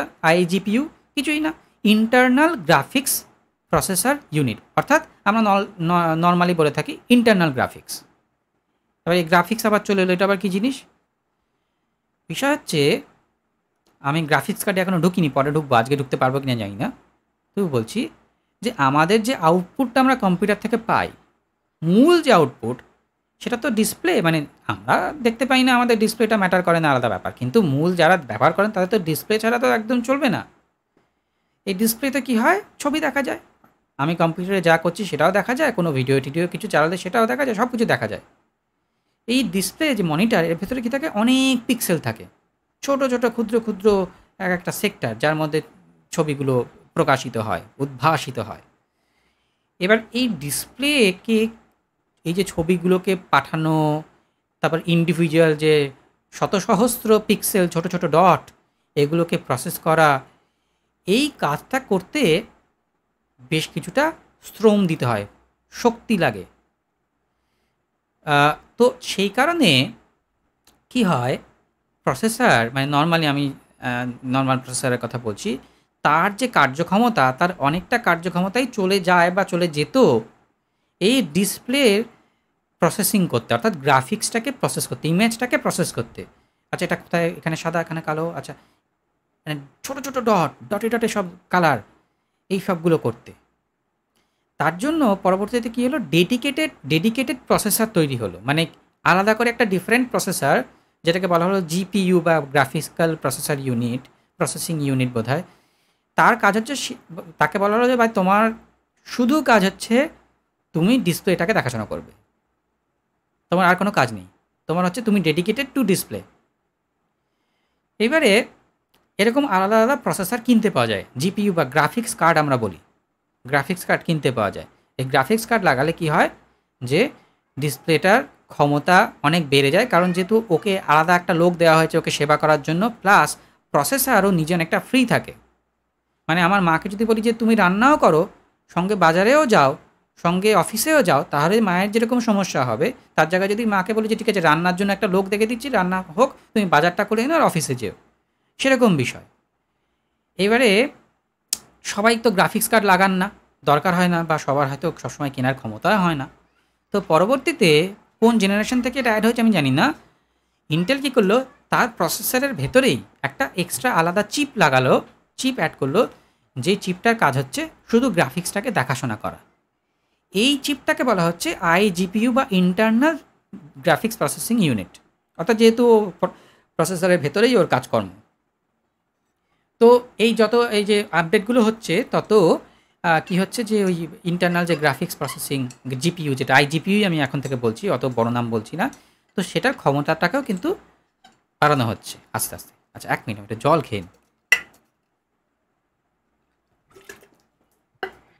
দাদা আমি যদি ভুল না করি তাহলে এই গ্রাফিক্স কার্ডটা 3rd জেনারেশন থেকে। আচ্ছা হতে পারে, না হওয়ার কিছু নেই। তো এবারে যদি কোনো প্রসেসরের মডেল নাম্বারে এফ এই কথাটা উল্লেখ থাকে, তার অর্থ হচ্ছে ওই প্রসেসরে গ্রাফিক্স ইউনিট নেই, আইজিপিইউ নেই। এবার কথা হচ্ছে তার এই বাবা কেমন জিনিস, মানে আমি প্রসেসর কিনবো, গ্রাফিক্স ইউনিট না থাকলে আমার কী হবে, কী অসুবিধা হবে, কী সুবিধা হবে। এবার আমি ধরে নিচ্ছি যে আমি একটা কম্পিউটার বিল্ড করছি, আমি ধরে নিলাম এই কম্পিউটারের আমার কাজ হচ্ছে গেম খেলা, অথবা ভিডিও এডিটিং করা বা ফটো এডিটিং করা, গ্রাফিক্সের কাজকর্ম করা। এবং আমি শিওর যে আমি একটা আলাদা করে ডেডিকেটেড গ্রাফিক্স কার্ড কিনবো, আলাদা করে একটা গ্রাফিক্স প্রসেসর যেটা জিপিইউ, এটা কিনবই, আমি শিওর। সুতরাং আমি ভাবলাম যে আমার যখন গ্রাফিক্স কার্ড আমি কিনবই, তাহলে আলাদা করে আমি আর প্রসেসরে গ্রাফিক্স রাখবো কেন? তখন আমি কি করতে পারি, ওই এফ সম্বলিত মানে এফ লেখা যে প্রসেসরগুলো সেইগুলো কিনতে পারি। তাহলে কি হবে, সেই প্রসেসরের সাথে কোনো গ্রাফিক্স ইউনিট থাকবে না, আমাকে আমার গ্রাফিক্স কার্ড লাগিয়েই কাজ করতে হবে যদি আমি ডিসপ্লে পেতে চাই। তাতে করে কী হবে, আমার প্রসেসরের দামটা একটু কম হবে। এবার এতে আবার কিছু কিছু সমস্যাও আছে। মানে সাপোজ আমি আমার কথা যদি বলি, আমি যে পিসিটা বিল্ড করেছি রিসেন্টলি, আমার পিসিতে গ্রাফিক্স কার্ড আছে, ভালোই গ্রাফিক্স কার্ড আছে, তবুও আমি কিন্তু ওই এফ সম্বলিত মানে উইদাউট গ্রাফিক্স কার্ড, উইদাউট আইজিপিইউ যে প্রসেসর, সেটা কিনিনি। কেন কিনিনি? আমার তো গ্রাফিক্স কার্ড ছিল। কারণ আমি জানি যে ইন্টেলের যে ইন্টারনাল জিপিইউটা আছে সেখানে একটা টেকনোলজি আছে যেটাকে বলা হচ্ছে কুইক সিঙ্ক। এই টেকনোলজিটা কী করে, স্ট্রিমিংয়ের সময় সুবিধা করে। এই যে আমি এখন কথা বলছি, সঙ্গে আমার ভিডিওটা মানে আপনারা যারা দেখতে পান তারা আমাকে দেখতে পাচ্ছেন, এই যে প্রসেসিংটা এর কিছুটা দায়িত্ব আমার ওই ইন্টারনাল জিপিইউটা নেয়। এবং আমার যদি কখনো মনে হয় যে আমি গ্রাফিক্স কার্ড ছাড়া এমনিতেই চালাবো, তখনও আমি গ্রাফিক্স কার্ডটাকে খুলে চালাতে পারি। সুতরাং এই কিছুটা ফ্লেক্সিবিলিটি আছে বলে আমি কী করেছি, এটা গ্রাফিক্স কার্ড সম্বলিতই যে মানে ইন্টারনাল গ্রাফিক্স ইউনিট সম্বলিত যে প্রসেসর সেটাই কিনেছি। কিন্তু আবারও বলছি, যদি কারো মনে হয় আমি গ্রাফিক্স কার্ড চালাবোই না, তাহলে সে কিন্তু উইদাউট গ্রাফিক্স কিনতে পারে। তাহলে আমরা এখন এই মুহূর্তে 4খানা প্রসেসর পেলাম, মানে জাস্ট আমি ইন্টেল i7-এর কথা বলছি, 4 ধরনের ইন্টেল i7 পেলাম। এক, ইন্টেল i7-10700K, অর্থাৎ যেটা কিনা over clocking enabled. Intel i7-10700KF, অর্থাৎ ওভার ক্লকিং এনেবেলড কিন্তু গ্রাফিক্স কার্ড ছাড়া, আইজিপিইউ ছাড়া। দুখানা হলো। 3 নম্বর, ইন্টেল i7-10700, অর্থাৎ যেটাতে কিনা কোনো ওভার ক্লকিং ক্যাপাবিলিটি নেই, ফ্যাসিলিটিস নেই। 4 নম্বর কি, ইন্টেল i7-10700F, অর্থাৎ সেম মডেল কিন্তু এখানে গ্রাফিক্স কার্ড থাকছে না, এই আইজিপিইউ থাকছে না। তাহলে 4টে মডেল আমি পেয়ে গেলাম। এখানেই কিন্তু শেষ নয়। আমি একবার ট্রেনে উঠেছিলাম, একজন আমাদের এখানে পাওয়া যায় 10 টাকায় হরেক জিনিস। তো এক একটা উনি জিনিস বলছেন এবং বলছেন কোম্পানির এখানেই কিন্তু শেষ নয়। তো আমারও বলতে ইচ্ছে করছে যে এখানেই কিন্তু শেষ নয়, আরও আছে ভার্সন। এরপরে চলে আসছে আর একটা সিরিজ i7-এর, যেটাকে বলা হচ্ছে ইউ, অর্থাৎ ইন্টেল i7-10700U।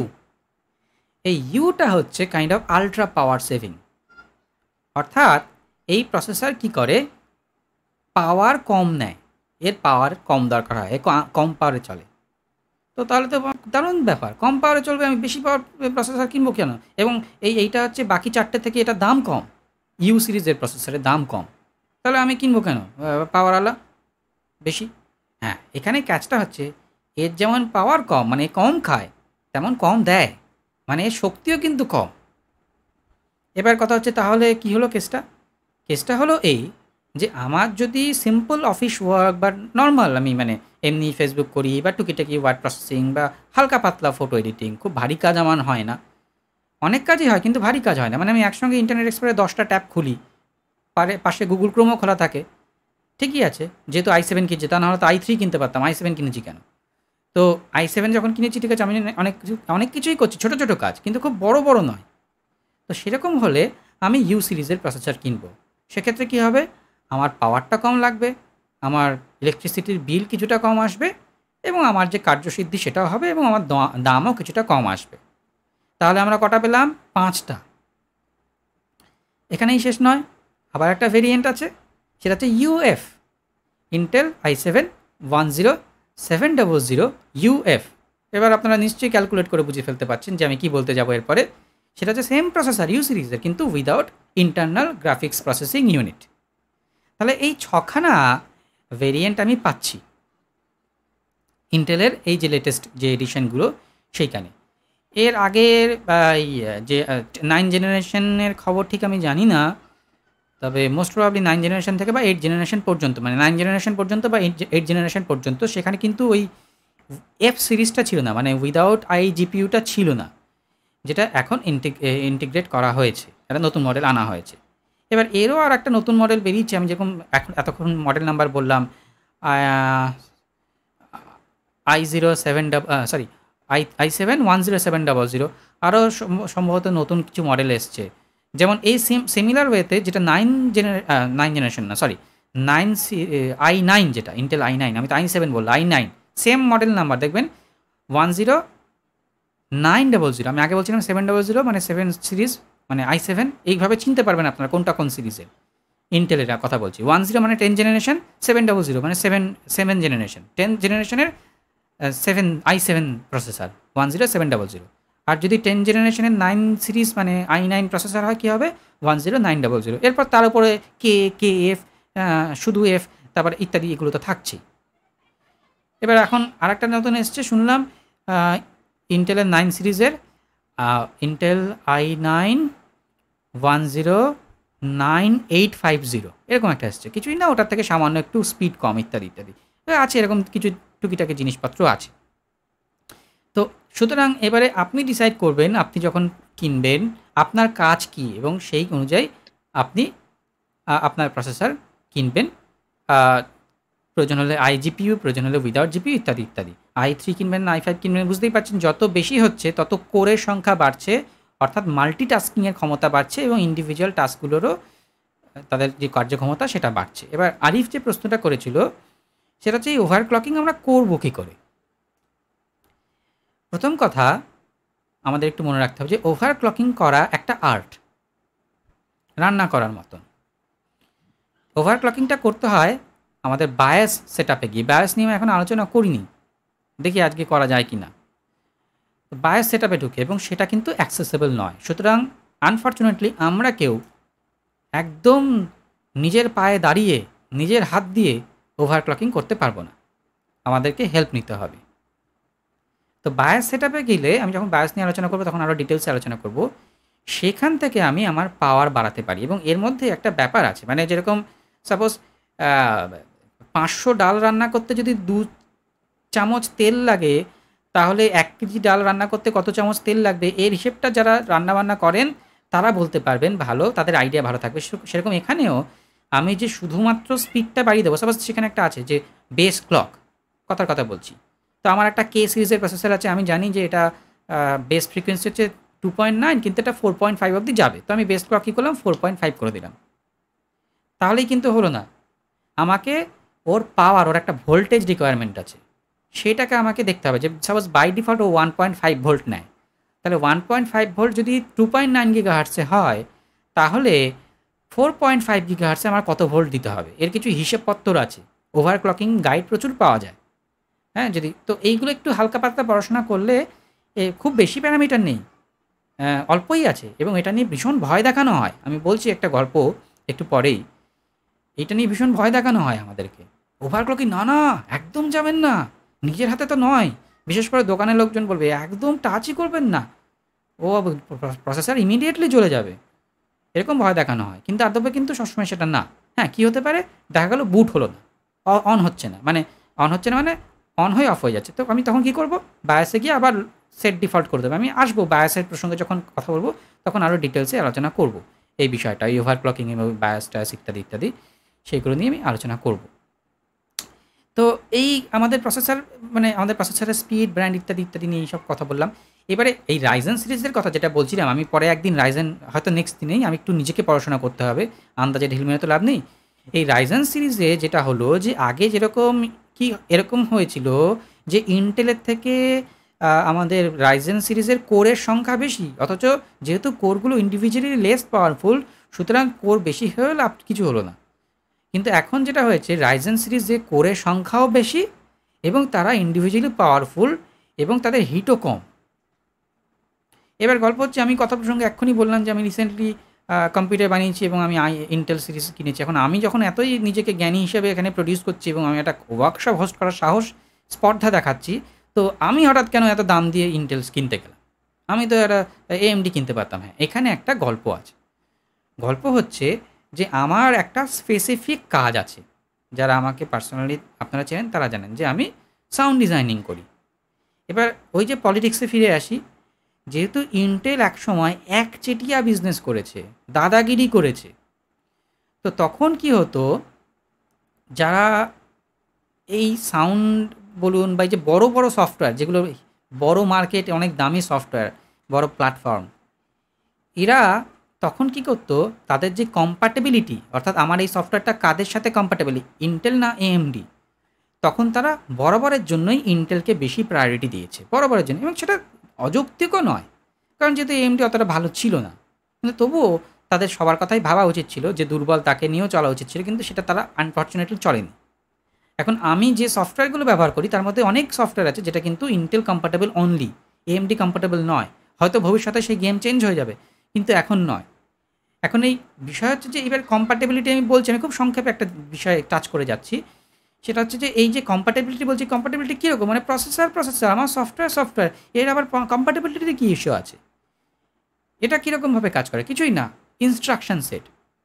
এএমডির এই যে বললাম না, এএমডির বেশি কোর থাকা সত্ত্বেও ও কম কাজ করতো, স্লো কাজ করতো। কেন হতো এই জিনিসটা? কারণ এএমডির যে ইনস্ট্রাকশন সেট সেটা ডিফিকাল্ট ছিল। মানে তাকে বেশি ইনস্ট্রাকশন দিতে হতো। এই যে শুরুতে একটা গল্প বলছিলাম, তুমি বাইরে বেরো, কোত্থেকে বেরোবো, কোন দরজা না জানলা। তো এএমডিকে বরাবরই বেশি ইনস্ট্রাকশন দিতে হতো, যেখানে ইন্টেল কিনা কম ইনস্ট্রাকশনে কাজ করতে পারতো। তো ফর্চুনেটলি এএমডির এখন যে প্রসেসরগুলো বেরিয়েছে সেটাতে কম ইনস্ট্রাকশনে কাজ করতে হয়। মানে বোঝা যাচ্ছে যে এই যে সফটওয়্যারগুলো, বিভিন্ন সফটওয়্যারগুলো কি, এই যে ধরুন একটা মাইক্রোফোনের সফটওয়্যার, আমি মিউট করছি, কী হচ্ছে, মাইক্রোফোন মিউট হচ্ছে। কী করে মাইক্রোফোন মিউট হচ্ছে? এটা তো কোনো ফিজিক্যাল সুইচ না যে কট করে অফ করে দিলাম মিউট হয়ে গেল। তো তখন প্রসেসরের কাছে একটা ইনস্ট্রাকশন যাচ্ছে, আমি কোনো একটা হটকির মাধ্যমে ইনস্ট্রাকশন পাঠাচ্ছি যে বাবা মাইক্রোফোনটা মিউট করো। এবার এই ইনস্ট্রাকশনটা আমি যখন প্রোগ্রাম ডেভেলপ করবো, আমাকে তখন ভাবতে হবে, আচ্ছা এএমডিকে বলবো বাবা মিউট করো, আর ইন্টেলকে বলবো মিউট, বা লিখবো এমইউটিইও লিখবো না, মিউট। ও বুঝে যাবে, আচ্ছা মিউট, আচ্ছা করে দিচ্ছি, ঠিক আছে। তো এই যে ডিফারেন্ট ইনস্ট্রাকশন সেট আমাকে একবার এএমডিকে একরকমভাবে পাঠাতে হচ্ছে, ইন্টেলকে একরকমভাবে পাঠাতে হচ্ছে। তখন আমি মনে করলাম, দূর বাবা, আমার বাবা ইন্টেলকে পাঠালেই চলে, আমি এএমডিকে নিয়ে ভাববো না, এমনিতেই ভালো কাজ করতে পারে না, কুড়ের হদ্দ। তো আমি তখন কী করলাম, এবং ইন্টেলের যেহেতু দাদাগিরি আছে, বা ইন্টেল হয়তো আমাকে 2 টাকা এক্সট্রা দিয়েছে, দুখানা এক্সট্রা চকলেট খাইয়েছে, আমি তখন এএমডির জন্য কম্প্যাটেবল করলাম না, মানে এএমডির ইনস্ট্রাকশনটা পাঠালাম না, তৈরি করলাম না। তো সেই কারণে কম্প্যাটেবিলিটি ইস্যু হচ্ছে। তো সেই কারণে আমি কিন্তু ইন্টেল বিল্ড করেছি। এবার যদি আপনার এরকম কোনো স্পেসিফিক রিজন না থাকে, তাহলে অবভিয়াসলি আজকের ডেটে দাঁড়িয়ে আপনি এএমডি নিতেই পারেন, কিন্তু আবারও মাথায় রাখবে, এএমডি নিলে কিন্তু only Ryzen series, not any other else. পুরনো সিরিজগুলো নয়, ওগুলো ভালো নয়, ঠিক আছে? তো এই হিসেবে আপনি চললেন। এবার আর একটা জিনিস যেটা আপনারা প্রসেসর নিয়ে আলোচনা করতে গিয়ে যখন আপনারা ইন্টারনেটে দেখবেন প্রসেসরের স্পেসিফিকেশান, তখন আপনারা দেখবেন একটা জিনিস লেখা আছে ক্যাশ মেমোরি। আমাদের মোবাইলে অনেক সময় ক্যাশ থাকে। এই ক্যাশ বানান কিন্তু CASH নয়, সম্ভবত CACHE। অনেক সময় সাইটেটরা দেখে ক্যাচে পড়েন, ক্যাশ অ্যাকচুয়ালি উচ্চারণটা। এই ক্যাশ মেমোরিটা কি? আমরা স্টোরেজ নিয়ে বৃহৎ আলোচনা করে ফেলেছি। আমরা SSD, র্যাম বহু সময় কাটিয়ে ফেলেছি। হ্যাঁ বলুন। আচ্ছা, আমি একটা কোয়েরি লিখতে চাই যে আমার প্রসেসর হচ্ছে ইন্টেল কোর আর টিএম, তো এটার সম্পর্কে কি একটু বলবেন? আচ্ছা, আপনার সম্ভবত আপনার কি ল্যাপটপ না ডেস্কটপ? ল্যাপটপ। হ্যাঁ, এবার এই যে বলছি, আমি খুব ইন ডিটেইলে আরটিএম সম্পর্কে জানি তা নয়, তবে সেটা হচ্ছে যে এই যে প্রসেসরগুলো আমি এতক্ষণ নাম বললাম, সিরিজ বললাম, এগুলো সবই ডেস্কটপে। এরকম ল্যাপটপেরও কিছু আছে, তার মডেল নাম্বার আছে। আমার সব মডেল নাম্বারগুলো মুখস্থ নেই, সত্যি কথা বলতে। ল্যাপটপের যে প্রসেসরগুলো, ল্যাপটপের প্রসেসর আর ডেস্কটপের প্রসেসরের মধ্যে তফাৎ কি? সাইজের তফাৎ, কারণ ল্যাপটপ সাইজে ছোটো, তার প্রসেসরগুলোকেও সাইজে ছোটো করতে হয়েছে। এবং দ্বিতীয় তফাৎ কি? যেহেতু ল্যাপটপ কম পাওয়ারে চলে বা ব্যাটারিতে চলে, তার একটা ব্যাটারির দিকে ধ্যান দিতে হয়, সুতরাং ল্যাপটপের প্রসেসরগুলো কিন্তু কম পাওয়ারের থাকে। বেশির ক্ষেত্রে ইউ সিরিজের প্রসেসর, মানে সেটা ডিফারেন্ট ভার্সন অবভিয়াসলি, যেহেতু সাইজটা আলাদা, কিন্তু ল্যাপটপে বেশিরভাগই আপনারা ইউ সিরিজের প্রসেসর পাবেন। এখন আপনি যেটা বললেন আরটিএম সিরিজের কি, এটা আমি ডিটেলসে জানি না। অ্যাকচুয়াল মডেল নাম্বার জানলে আপনি নিজেও সার্চ করে তার ফিচারপত্র দেখে নিতে পারেন যে কী আছে কি না আছে। ঠিক আছে, এবারে এই ক্যাশ নিয়ে আমি আলোচনা করছিলাম। তো র্যাম আমরা দেখেছি ফাস্টার জিনিসপত্র এবং সাইজে কম। হ্যাঁ, আমার দুটো প্রশ্ন আছে। হ্যাঁ, শিওর শিওর। আচ্ছা, একটা দুজন, তো কেউ একজন ঠিক করলো যে সেই ল্যাপটপ কাজ হচ্ছে বেসিক কাজ, ক্লাস নিয়ে পড়াশোনা করছে। একজন ঠিক করলো সে তার পড়ার জন্য সে ডেস্কটপ নিতে চায়। তো এখন পরিস্থিতি মাথায় সাজেস্ট করে বা কোন কোন বিষয়গুলো সে মাথায় রাখবে? একজন গেম খেলবে, একজন পড়াশোনা করবে, তাই তো? হ্যাঁ হ্যাঁ, গেম খেলবে আর তার সঙ্গে সঙ্গে ধরো অডিও এডিটিং যে ব্যাপারগুলো থাকে। আচ্ছা, তো যে গেম খেলবে, এটা হ্যাঁ আচ্ছা, তারপর আমি পরেরটা বলবো। হ্যাঁ, তো যে গেম খেলবে স্বাভাবিকভাবেই তাকে ল্যাপটপ যদি সে নিতে যায়, তাহলে অবভিয়াসলি তাকে দেখতে হবে যে তার বাজেটের মধ্যে ইউ সিরিজ ছাড়া অন্য কোনো সিরিজের প্রসেসর সে পাচ্ছে কি না। আরও একটা বিষয় আছে মাদারবোর্ড, সেটা আমি পরে আলোচনা করব। আমরা তো মাদারবোর্ডে জাস্ট বেসিক টাচ করেছি, মানে প্রসেসরের সাথে আবার মাদারবোর্ডের সম্পর্ক আছে, তখন বলবো যে কোন মাদারবোর্ড কি আমি কীভাবে কী চুজ করবো ইত্যাদি ইত্যাদি, তারও অনেক সিরিজপত্র আছে। তো দেখতে হবে যদি নন ইউ সিরিজের কোনো প্রসেসর থাকে এবং যে প্রসেসরটা আছে তার কতগুলো লজিক্যাল, কতগুলো ফিজিক্যাল কোর ইত্যাদি আছে, সেইগুলো একটু দেখা। অন্ততপক্ষে গেম ঠিকঠাক খেলার জন্য বা ফটো এডিটিং করার জন্য অন্ততপক্ষে i5 হওয়াটা খুবই দরকারি। এবার i5-এর কিন্তু আবার দু রকমের প্রসেসর আছে, একটাতে ডুয়েল কোর, একটাতে হচ্ছে কোয়াড কোর, মানে আমি কিন্তু ফিজিক্যাল কোরের কথা বলছি। সুতরাং সেইগুলো যদি একটু দেখে কেনে তাহলে ভালো। আর আজকের ডেটে কিনলে অবভিয়াসলি সে রাইজেন কিনতেই পারে। রাইজেন সিরিজের যে প্রসেসরগুলো হয় সেগুলো সে কিনতে পারে। আমি যখন ওই পরের দিন একটু পড়াশোনা করে এসে বলবো, পড়াশোনা করা মানে ওদের এই মডেল নাম্বারের যে এদের যে ওরা যে ক্রাইটেরিয়া বা প্রিন্সিপালটা মেনে চলে সেইগুলো একটুখানি দেখে তারপরে বলবো, আন্দাজে ঢিল মারবো না। তো সেইগুলো একটু দেখে কিনতে পারে। আর যে নর্মাল পড়াশোনা করবে, এখন আমার পার্সোনাল পয়েন্ট অফ ভিউ হচ্ছে আগে দেখতে হবে আমার বাজেট কী। যদি আমার বাজেট আমি স্থির করতে পারি, সাপোজ আমার বাজেট হচ্ছে 40K, 40,000, এবার আমি চেষ্টা করব এই সিরিজের মধ্যে আমি সবথেকে বেশি পারফরমেন্সওয়ালা কী পাচ্ছি। কারণ এখন আমার যদি বেশি পারফরমেন্সওয়ালা প্রসেসর থাকে তাকে দিয়ে আমি কম কাটাই, অসুবিধা তো কিছু নেই, মানে সে তো দুঃখ পাবে না, রাগ করবে না। কিন্তু যদি আমি কম পারফরমেন্সওয়ালা কিনি, আমার যদি পরবর্তীতে আমার কাজের বদল ঘটে, তখন আমি কিন্তু বিপদে পড়ব। সুতরাং আমাকে সেই দিকটা একটু মাথায় রেখে দেখতে হবে। অন্ততপক্ষে যদি অ্যাটলিস্ট আমার যদি একটু বাজেট থাকে, মানে 40-42 মতন বাজেট থাকে, আমি চেষ্টা করবো এমন একটা ল্যাপটপ কেনা যাতে অন্ততপক্ষে কোয়াড কোর প্রসেসর আছে, সেটা ইন্টেল হলে ইন্টেল আর রাইজেন হলে রাইজেন। আচ্ছা, দ্বিতীয় প্রশ্নটা করি। হ্যাঁ, দ্বিতীয় হচ্ছে যে এখন ল্যাপটপ কিন্তু যে এইচডি এবং সঙ্গে এসএসডি, এইচডি তো এবং এসএসডি, পরেরটা বোঝা গেল না। এসএসডি, আচ্ছা, এসএসডি, হ্যাঁ। তো এক্ষেত্রে কি যারা এসএসডি নিতেও পারে? আচ্ছা, এখন না ল্যাপটপগুলো খুব ক্লেভার হয়ে গেছে। প্রথম কথা, ল্যাপটপে এখন এইচডি সহ আসছে, এখন বেশিরভাগ একটু দামি কিনলে এসএসডি সহ আসছে। আমি যেটা আগের দিন বলেছিলাম, এসএসডি মানেই পাওয়ারফুল, সুতরাং খুব ভালো কাজ করবে, কিন্তু স্টোরেজটা কম। এখন কি হয়, আমি যেটা প্রেফার করি সেটা হচ্ছে যে যদি আমার এসএসডি সহ আসে, আমাকে দেখে নিতে হবে যে এসএসডিটা কী ধরনের এসএসডি। আমি দু ধরনের এসএসডির কথা বলেছিলাম, একটা হচ্ছে নর্মাল সাইজ 2.5 ইঞ্চ এসএসডি, যেটা হার্ড ডিস্কের মতোই দেখতে, হার্ড ডিস্কের মতোই সাটা এসএসডি যেটা আর কি, সেইটা। আর একটা বলেছিলাম নতুন যে টেকনোলজি বেরিয়েছে M2, যেটা মাদারবোর্ডের সাথে র্যাম যেরকম লাগানো থাকে সেরকম মাদারবোর্ডের সাথে ওটা লাগানো থাকে। এবার যদি দেখি যে আমার সাটা এসএসডি আসছে, অসুবিধা নেই, কিন্তু আমার কি মাদারবোর্ডে M2 পোর্ট রয়েছে? যদি M2 পোর্ট থাকে তাহলে খুব ভালো, তাহলে কি হবে, আমি পরবর্তীতে একটা M2 এসএসডি ইনসার্ট করতে পারি। আর তা না হলে আমি যেটা প্রেফার করি কম দামের মধ্যে, যদি এরকম কোনোটা পাই যেটাতে হার্ড ডিস্কই এসছে, সাপোজ হার্ড ডিস্ক মানে সেটা সাটা, কিন্তু তাতে M2 পোর্ট রয়েছে। আমি আমার এক বন্ধুকে কিনেছিলাম বছর 1.5 আগে, আসুসের একটা ল্যাপটপ, তো ওটা বাই ডিফল্ট 1 TB এইচডির সাথে এসেছিলো, কিন্তু ওখানে একটা M2 পোর্ট ছিল মাদারবোর্ডে। তো আমি বললাম যে ঠিক আছে, তুই যখন ভালো পারফরমেন্স চাস তো ওই হার্ড ডিস্কটা একটা নর্মাল স্টোরেজ হার্ড ডিস্ক হিসেবে ব্যবহার কর, আর একটা M2 SSD লাগিয়ে দে। তো এটা 250 জিবির 240 জিবি সম্ভবত একটা SSD লাগিয়ে নিয়েছে, ব্যাস একদম দৌড়চ্ছে। আর হার্ড ডিস্ক তো রয়েছে এমনি নর্মাল গান বাজনা ভিডিও এসব রাখার জন্য, এটা একটা হতে পারে। আর এখন তো আর ল্যাপটপের সাথে ডিভিডি রাইটার আসে না, নতুন যেগুলো আসে বেশিরভাগটা ডিভিডি রাইটার ছাড়া আসে। কিন্তু যদি ডিভিডি রাইটারের সাথে আসে বা কারো যদি ল্যাপটপ আছে তার SSD নেই, হার্ড ডিস্ক আছে বা তার SSD মানে M2 SSD লাগানোর জায়গাও নেই, তখন সে কী করবে? তখন সে ডিভিডি রাইটারটাকে পাল্টে বদলে দিয়ে মানে ওটাকে বাদ দিয়ে তার জায়গায় ও SATA SSD লাগাতে পারে।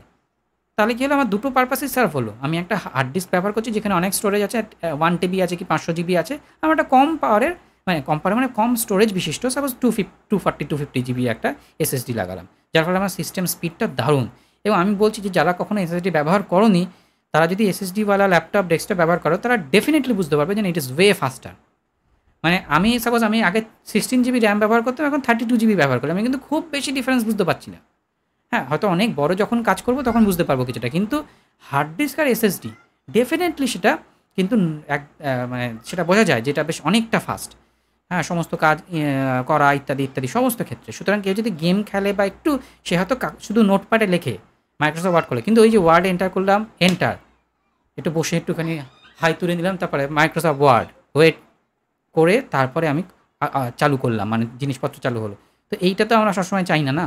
তো এইটা যদি বাদ দিতে চাই তাহলে আমাকে কিন্তু একটু SSDর দিকে ধ্যান দিতে হবে।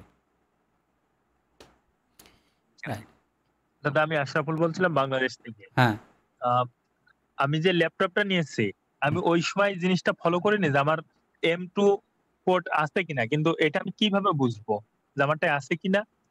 আমারটাই HDD 7 জেনারেশন। আচ্ছা, তো সেই ক্ষেত্রে ল্যাপটপের স্পেসিফিকেশান দেখে নিতে হবে। যদি থাকে তাহলে নিশ্চয়ই ওরা লিখবে, বা আমি ল্যাপটপ এরকমভাবে সার্চ করতে পারি M2 port in suppose HP XYZ 303, অর্থাৎ মডেল নাম্বার দিয়ে M2 পোর্ট লিখে সার্চ করে দেখতে পারি। যদি থাকে তাহলে নিশ্চয়ই আমি রেজাল্টে কোনো না কোনো জায়গায় পাবো যে ইট হ্যাজ M2 পোর্ট বা M2 NVMe পোর্ট। আমি আগের দিন আলোচনা করছি নর্মাল M2 একটা আছে, একটা M2 NVMe পোর্ট আছে। তো সেই হিসেবে আমি দেখে নিতে পারবো স্পেসিফিকেশান। তাছাড়া যেটা করে দেখা যায় সেটা তো খুব একটা ইজি জিনিস নয় ল্যাপটপের ক্ষেত্রে, অ্যাটলিস্ট যে আমি ল্যাপটপটা খুলে মাদারবোর্ডে দেখবো হাত দিয়ে কি চোখ দিয়ে যেখানে M2 আছে কি না, সেটা ল্যাপটপটা একটু কঠিন সেই কাজটা করা। সুতরাং সেটা আমি রেকমেন্ড করছি না। গুগলটাই এখানে বেটার সলিউশন হবে। বা আমার যদি সার্ভিস সেন্টার বা ওদের কোনো কাস্টমার কেয়ার থাকে তাদেরকে ফোন করে আমি জিজ্ঞেস করতে পারি যে আমার এই মডেলে কি M2 পোর্ট আছে কি না, এবং M2 থাকলে NVMe M2 না নর্মাল M2। আমার আরেকটা কোশ্চেন ছিল, সেটা হচ্ছে আমি সাউন্ড ডিজাইনিং বা ভিডিও ডিজাইনিং করতে গেলে আমার কি ধরনের কনফিগারেশন থাকার দরকার আছে, বা কোন জিনিসগুলো আমাকে রাখতেই হবে? এখন এই ক্ষেত্রে না যত গুড় তত মিষ্টি হয়, এই নিয়মে চলে। তবুও আমি বলবো যে একটু গুড় দিতে আমার আপত্তি নেই। হ্যাঁ, এবার যদি গুড় বেশি ঢালতে পারি তাহলে তো আমি বলবো i9 processor, 10 generation i9 processor, 16 GB RAM কি তার বেশি, যতটা আমি ঢালতে পারি আর কি। আর যদি আমি বেসিক স্টার্টিং বলি, এখন i3তেও চলে, i3তেও কেউ সাউন্ড ডিজাইনিং করতে পারে, ভিডিও এডিটিং করতে পারে, কিন্তু ওই যে বেশি কিছু করা যাবে না, একটা কিছু এফেক্ট অ্যাপ্লাই করে বসে থাকতে হবে ভিডিওর ক্ষেত্রে, যে সেটা হোক রেন্ডার করতে দিয়ে ঘুমিয়ে পড়তে হবে। কিন্তু অ্যাটলিস্ট i5 বা রাইজেন সিরিজের সাউন্ডের জন্য অবশ্যই এই মুহূর্তে রাইজেন সিরিজ আমি একদম গায়ের জোরে বলছি না, যদিও বেশিরভাগটাই আস্তে আস্তে কম্পার্টেবল হয়ে গেছে, তবুও খুব গায়ের জোরে বলছি না i5 একেবারে রাইজেনের সিরিজ নিতে। সেক্ষেত্রে আমাদের কিছুটা লিমিটেশনস আছে। যদি একদম প্রফেশনাল নর্মাল আমি সাউন্ডফোর্জ গোল্ডে বা নর্মাল আমি অডিও এডিটিং ইত্যাদি করবো সেটা আলাদা বিষয়, কিন্তু যখন আমি VST মিডি ইত্যাদি নিয়ে কাজ করবো তখন কিছু কিছু ক্ষেত্রে, সব ক্ষেত্রে নয়, এই মুহূর্তে কিছুটা কম্প্যাটেবিলিটি ইস্যু আছে, পরবর্তীতে সেটা ঠিক হয়ে যাবে আমি বিশ্বাস করি। কিন্তু তবু আজকে ডেটে কেউ কিনলে আমি তাকে একটু ভাবতে বলবো যে সে ইন্টেল কিনবে না রাইজেন কিনবে, specially for sound designing. Video এডিটিংয়ে কিন্তু ওই ইস্যুটা নেই, ঠিক আছে? সুতরাং আমাদের পক্ষে i5 এবং কোয়াড যদি হয়, মানে 4টে কোর বিশিষ্ট, 4টে ফিজিক্যাল কোরের কথা বলছি, দ্যাট মিনস 8 লজিক্যাল কোর বিশিষ্ট যদি হয় তাহলে অনেক বেটার। এবং মিনিমাম 8 GB র্যাম থাকতে হবে, 8 GB র্যাম থাকতেই হবে সাউন্ড ডিজাইনিংয়ের জন্য। 4 GBতে খুবই মানে কাতর যন্ত্রণা ভোগ করতে হবে আর কি। প্রদীপ দা, হ্যাঁ বলছি র্যাম ল্যাপটপের জন্য র্যাম এর স্লট কটা থাকে? এই একটা প্রশ্ন বটে, ল্যাপটপের জন্য র্যামের স্লট কত থাকে। এখন আগেকার যে ল্যাপটপ বা এখনও অনেক ল্যাপটপ আছে সেখানে দুটো স্লট থাকতো, একটা বা দুটো, কোনোটাতে একটা থাকে কোনোটাতে দুটো থাকে, দুটোর বেশি আমি দেখিনি কখনো। এখন যেটা ঝামেলার বিষয় আমি আগের দিন বোধহয় বলছিলাম যে এখনকার কিছু কিছু ল্যাপটপ ভেন্ডার তারা কী করছে, র্যামটাকে মাদারবোর্ডের সাথে পুরো ইন্টিগ্রেট করে দিচ্ছে, মানে র্যামের কোনো স্লট নেই, মাদারবোর্ডের সাথে একদম সেট করা, সোল্ডারিং করা, ঝালাই করা পুরো। মানে আমি র্যামটা যদি আমার খারাপও হয়ে যায় আমি নিজের হাতে চেঞ্জ করতে পারবো না, তো এ এক দারুণ জ্বালা। হ্যাঁ, মানে সেক্ষেত্রে আমি খুবই লিমিটেড আর কি, আমাকে কোম্পানি যা দেবে সেখানেই আমাকে থাকতে হবে। কিন্তু সুতরাং সেই কারণে বলবো এখন আমার যদি প্ল্যান থাকে যে আমি ফিউচারে র্যাম আপগ্রেড করব, তাহলে ল্যাপটপ কেনার আগে আমাকে কিন্তু খুব কেয়ারফুল হতে হবে। যেরকম আমি আমার এক দাদাকে জাস্ট আমি রেকমেন্ড করতে যাচ্ছিলাম যে তুমি এমআই এর যে নতুন ল্যাপটপ এসছে ল্যাপটপ কেনো, এমনি ঠিক আছে কম পয়সায় পুষ্টিকর, খারাপ নয়। এবার আমি জানি যে সে হচ্ছে একটু এনথুসিয়াস্ট লোক, সে ভবিষ্যতে আপগ্রেড করতে চায়। আমি বললাম তুমি কি আপগ্রেড করতে চাও? বলে হ্যাঁ। তখন আমি একটুখানি স্টাডি করে দেখলাম যে এমআই এর র্যামটা হচ্ছে ইন্টিগ্রেটেড র্যাম, মাদারবোর্ডের সাথে ফিক্সড। সুতরাং বললাম না বাবা, এটা চলা যাবে না, অন্য কিছু নিতে হবে। সুতরাং এই ক্ষেত্রে কিন্তু আমার যদি ফিউচার আপগ্রেডেশনে যদি পসিবিলিটি থাকে তাহলে কিন্তু আমাকে একটুখানি বুঝে শুনে কাজ করতে হবে, আনফর্চুনেটলি একটুখানি দেখে শুনে। এবং আমি ওখানে দেখছিলাম ডিজিটাল র্যাম বলে লেখা আছে। না, ডিজিটাল র্যাম না, ওটা থাকলে হবে না। এটা এবার মজার ব্যাপার হচ্ছে এই যে আমি বললাম না যেটা সোল্ডারিং করা, এইটা কিন্তু স্পেসিফিকেশন ওরা লেখে না যে it has soldering D RAM, কখনোই লেখে না। এটা আলাদা করে সার্চ করে দেখতে হয়। যদি কোনো রিভিউয়ার বা কেউ ইউটিউবে আনবক্স করেছে, খুলে দেখিয়েছে, সেটা যদি থাকে সেটা করে দেখতে হয়। তা নাহলে ওদের কাস্টমার কেয়ারে ফোন করে দেখতে হয় যে এটা কি আপগ্রেডেবল, এটাতে কি র্যাম স্লট আছে নাকি এটা সোল্ডারিং করা আছে, সেটা জিজ্ঞেস করে তারপরে নিতে হবে। হ্যাঁ, নর্মাল ইউজারের জন্য হয়তো ডাজেন্ট ম্যাটার, তা সে দেখে নিল 8 GB র্যাম, মানে ঠিক আছে আমি তো আর কোনোদিন আপগ্রেড করবো না, 8 GB আমার জন্য যথেষ্ট। এবং অবভিয়াসলি নর্মাল ইউজারদের জন্য 8 GB যথেষ্ট। কিন্তু আমি যদি মনে করি আমি সাউন্ড ভিডিও ইত্যাদি নিয়ে কাজ করবো, তখন স্বাভাবিক আমি ভবিষ্যতে 16 GB চাইতে পারি। তো তখন কিন্তু আমাকে এইগুলো একটু কেয়ারফুল হতে, এইগুলোর বিষয়ে একটু কেয়ারফুল হতেই হবে। দাদা আমি যে কথা বলছিলাম যে হ্যাঁ হচ্ছে আমরা যখন গেমিং এর জন্য বা হচ্ছে ভিডিও এডিটিং এর জন্য কোনো ল্যাপটপ নেই, তখন তো আমরা মাস্ট বি গ্রাফিক্স কার্ড দেখে নিই, কিন্তু আমরা সাউন্ড এডিটিং এর জন্য কি দেখে নিব? এখন গল্প হচ্ছে এই এই প্রশ্নগুলো আপনারা শেষে আবার করবেন, মানে শেষের দিকে করবেন। হ্যাঁ, কারণ তা নাহলে আমরা একটা টপিক থেকে বেরিয়ে যাচ্ছি। শেষের দিকে Okay. জেনে, হ্যাঁ সেটা হচ্ছে আমি সংক্ষেপে বলছি, পরে ডিটেলসে বলবো। সেটা হচ্ছে যে সাউন্ডের জন্য না অ্যাজ সাচ কিছু দেখে কেনার কিছু নেই। কারণ ইন্টারনাল যেরকম গ্রাফিক্স কার্ড থাকে ল্যাপটপে, ইন্টারনাল গ্রাফিক্স কার্ড, মানে আমি আবার বলছি আইজিপিউর সাথে গুলিয়ে ফেলবেন না। আইজিপিউ তো প্রসেসরের সাথে থাকে, তাছাড়া ওখানে বলা হয় ডেডিকেটেড গ্রাফিক্স কার্ড, কিন্তু সেটা তো ল্যাপটপের ভেতরেই আছে। তো ডেডিকেটেড সাউন্ড কার্ড কিছু থাকে না। সুতরাং ল্যাপটপ আপনি যাই কেনেন, মানে সাউন্ড পারপাস দেখে কেনার কিছু নেই, যেটা সাউন্ড বেশি ওখানে ডলবি আছে তার মানে এটা সাউন্ড এডিটিংয়ে ভালো হবে, এটা না। এসব দেখে কিছু লাভ নেই, কারণ আপনাকে ভালো কাজ করতে গেলে আপনাকে এক্সটার্নাল সাউন্ড কার্ড ইউজ করতেই হবে। যেটা দেখা সেটা হচ্ছে ওভারঅল তার পারফরমেন্স ভালো আছে কিনা, সেইটা দেখা।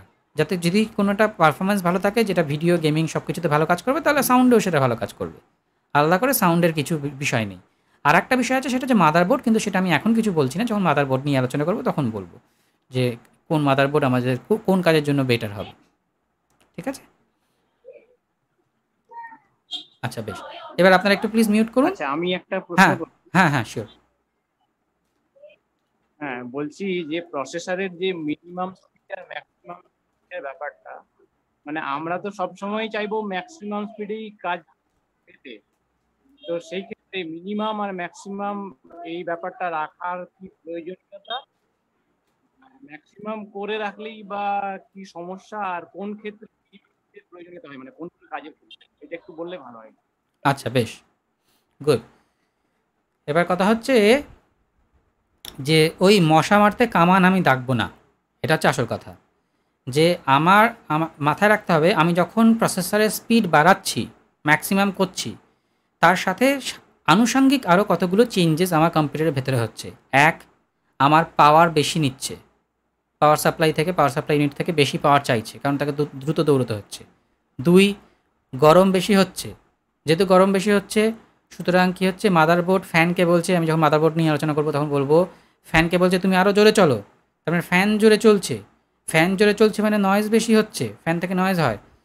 তো এই অনেকগুলো বিষয়ে কাজ করছে। সুতরাং আমি যদি দেখি যে আমার কমে চলে যাচ্ছে আমার যে কাজ, তাহলে আমি কমেই চালাবো। এবার বিষয় হচ্ছে যে যখন আমি ভালো প্রসেসর কিনছি না, ভালো পারফরমেন্সওয়ালা প্রসেসর, যদি আমি ওই ওভারক্লকিং ইত্যাদি না করে রাখি তাহলে কি হয়, এখন যে সমস্ত প্রসেসর টেকনোলজি বেরিয়ে গেছে, ও ইনস্ট্যান্টলি ফলো করে যে আমি কী করছি, কী ধরনের কাজ করছি, ওর সেই ব্রেনটা আছে এবং সেই হিসাবে ও কিন্তু সেই ম্যাক্সিমাম পারফরমেন্সটাই দেয়। এখন আমি যদি নোটপ্যাডে লিখি বা ওয়ার্ডে লিখি, আমি 3 গিগাহার্টসেও যা পারফরমেন্স পাবো, 5 গিগাহার্টসেও তাই পারফরমেন্স পাবো, কোনো চেঞ্জেস হবে না।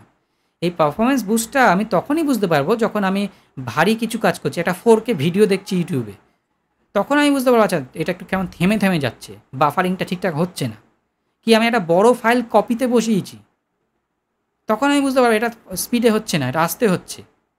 যেমন আমি আগের দিন যখন দেখিয়েছিলাম, আমি এই প্রথম দিন সম্ভবত, যে আমার কতটা সিপিইউ নিচ্ছে এই মুহূর্তে এনভিডিয়া দিয়ে দেখিয়েছিলাম, তখন আপনারা দেখেছিলেন যে সামান্য কিছু, মানে সাপোজ 1.something% সিপিইউ গ্রহণ করছে। এখন আমি ওভারক্লকিং করে রাখলে কী হবে, সবসময় 100% স্পিডে চলবে। এবার তার মানে কি আমি ওভারক্লকিং করবো না? হ্যাঁ করব। কখন করব?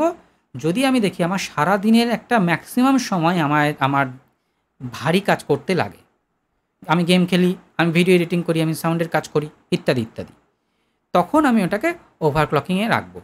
কি হয়, এই যে টার্বো বুস্টের কথা বললাম, মানে ও নিজে থেকে প্রয়োজন হলে বাড়িয়ে দেবে, বা এই যে হ্যালো, হ্যাঁ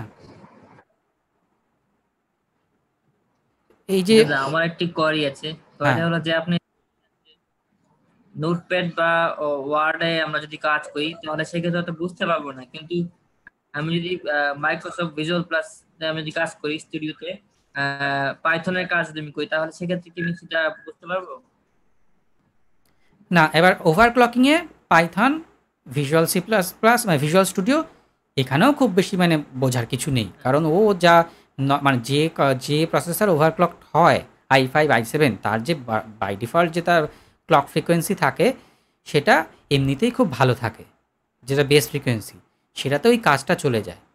এখন যদি এরকম কেউ থাকেন যিনি একসঙ্গে অনেকগুলো ভিজুয়াল স্টুডিওগুলো এই একবার করছেন, আবার টুক করে একটা অ্যাপ্লিকেশন ওপেন করে নিল, আবার মানে খুব স্পিডে ওপেন ক্লোজ এটা এই উইন্ডোতে ওই উইন্ডোতে, তখন তারা হয়তো কিছুটা পাবেন। যেটা আমি বলতে চাইছিলাম এক্ষুনি, যে একটা ইস্যু হয়, সেটা খুব মাইনর ইস্যু আমি বলবো, সেটা হচ্ছে যে এই যে ও নিজেকে বুস্ট করবে, মানে ও বেস ফ্রিকোয়েন্সি আছে 2.9, আমি ওভারক্লকিং করিনি, তো ও কখন 2.9টাকে 3.5, কখন 3.8, কখন 4.0, 4.5, এই যে করবে ও, এইটা বুঝতে ওর 1-2 মিলিসেকেন্ড সময় লাগে, কি 10 মিলিসেকেন্ড সময় লাগে। তো তখন কি হয়, ওই 10 মিলিসেকেন্ড কিছুই না। এবারে সুতরাং নর্মাল অ্যাপ্লিকেশনে কাজ করার সময় কোনো ইস্যু নেই। এবার আমরা ধরে নিন সাউন্ড নিয়ে কাজ করছি, আমি একটা সিনারিও বলছি, আমি সাউন্ড নিয়ে কাজ করি, কিন্তু আমি ভারী কাজ করি না, মানে সাউন্ড নিয়ে কাজ করা মানেই, বা ভিডিও, আমি বারবার ভিডিও সাউন্ড কথাগুলো বলছি, এবার ভিডিওর কাজ করা মানে তারা নর্মাল ছোটো ভিডিও নিয়ে আমি কাজ করতে পারি, একটা MP4 ছোটো MP4 নিয়ে কাজ করতে পারি। সবসময় ভিডিও নিয়ে কাজ করলে যে প্রসেসর একদম দৌড়বে জোরে জোরে প্রচণ্ড স্পিডে কাজ করবে তা তো নয়। এবারে কিন্তু বিষয় হচ্ছে সাউন্ড বা ভিডিও বা এই যে স্ট্রিমিং, আমি এখন যে কথা বলছি, আমার ভিডিওটা রিয়েল টাইম পৌঁছচ্ছে, আমার অডিওটা রিয়েল টাইম পৌঁছচ্ছে আপনাদের কাছে। এইবার এই যে স্ট্রিমিংটা হচ্ছে, অনেক সময় দেখা যায় যে স্পিডটা যদি কম থাকে, মানে বেস ক্লকটা যদি কম থাকে, তো ও কখন বুঝবে যে এই এবার একটু বেশি কাজ করতে হবে, কখন বুঝবে এই এবার একটু কম কাজ করতে হবে, এই যে বোঝার যে সময়টা, সেই সময়টার মধ্যে 10 মিলিসেকেন্ড দেখা যায় অনেক সময় অডিও ড্রপ হচ্ছে বা ভিডিওতে ফ্রেম ড্রপ হচ্ছে।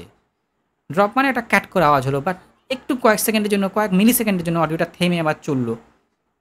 এই ইস্যুগুলো অনেক সময় হয়। যদি আবারও বলছি, লেটেস্ট জেনারেশন যেগুলো 9-10 যে জেনারেশন, এরা এতই পাওয়ারফুল, মানে খুব একটা মানে প্রয়োজনই হয় না বুস্ট করার ক্লকের।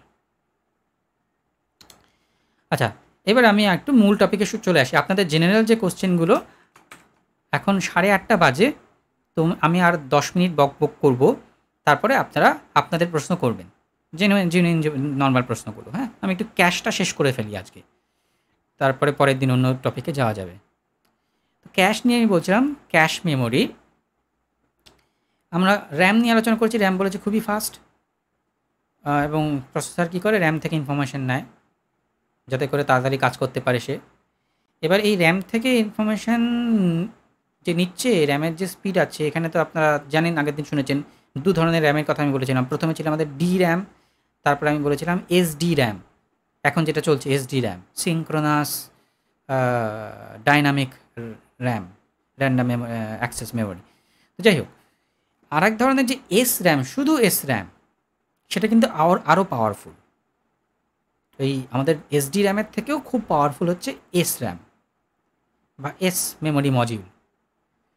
তো প্রসেসর আসলে এত পাওয়ারফুল এখনকার দিনে যে সে র্যামকেও হার মানিয়ে দেয়, মানে সে কাজ করে বসে থাকে, র্যামকে ওই কই পাঠাও, কাজ দাও, এরকম অবস্থা। তো এরকম যখন হলো, তখন একটা নতুন জিনিস আনা হলো যেটাকে বলা হলো ক্যাশ মেমোরি, অর্থাৎ প্রসেসরের ভেতরে একটা র্যাম ঢুকিয়ে দেওয়া হলো, ধরে নিন একটা মেমোরি ঢুকিয়ে দেওয়া হলো, যেটা কিনা র্যামের থেকে অনেক ফাস্ট। এবারে প্রশ্ন হতে পারে, তাহলে প্রসেসরের ভেতরে ঢুকিয়ে দেওয়া হলো, র্যামটাতেই তো একটু ভালো করতে পারতো র্যামটাকে। হ্যাঁ, করতেই পারতো, কিন্তু ওই যে জিনিসটা অনেক দামি। এখন যদি একটা এস র্যাম, আমি কথার কথা বলছি, একটা 20 MBর এস র্যামের যা দাম, দেখা যাবে সেই দামে একটা 2 জিবির র্যাম পাওয়া যাচ্ছে। সুতরাং বুঝতেই পারছেন, না 2 জিবির যদি এস র্যাম বানাতে হয়, সেটা কিন্তু এটা বিশাল খরচা সাপেক্ষ। তো সেই কারণে ওইটা না করার জন্য, খরচাটাকে বাঁচানোর জন্য কী হলো, প্রসেসরের ভেতরে একটা মেমোরি দিয়ে দেওয়া হলো, যেটাকে বলা হচ্ছে সিপিইউ ক্যাশ। এই ক্যাশ আবার 3 রকমের। হ্যাঁ, একটা হচ্ছে প্রাইমারি ক্যাশ, একটা হচ্ছে সেকেন্ডারি ক্যাশ, আর একটা বা সেকেন্ড লেভেল ক্যাশ, আর একটা হচ্ছে থার্ড লেভেল ক্যাশ বা শেয়ার্ড ক্যাশ। এবারে প্রাইমারি ক্যাশটা কি, এটার সাইজ সব থেকে কম কিন্তু পাওয়ার সব থেকে বেশি। সেকেন্ডারি ক্যাশ কি, এর সাইজ প্রাইমারি ক্যাশের অপেক্ষা একটু বড়, বেশি, আর ক্ষমতা একটু কম প্রাইমারি ক্যাশ অপেক্ষা।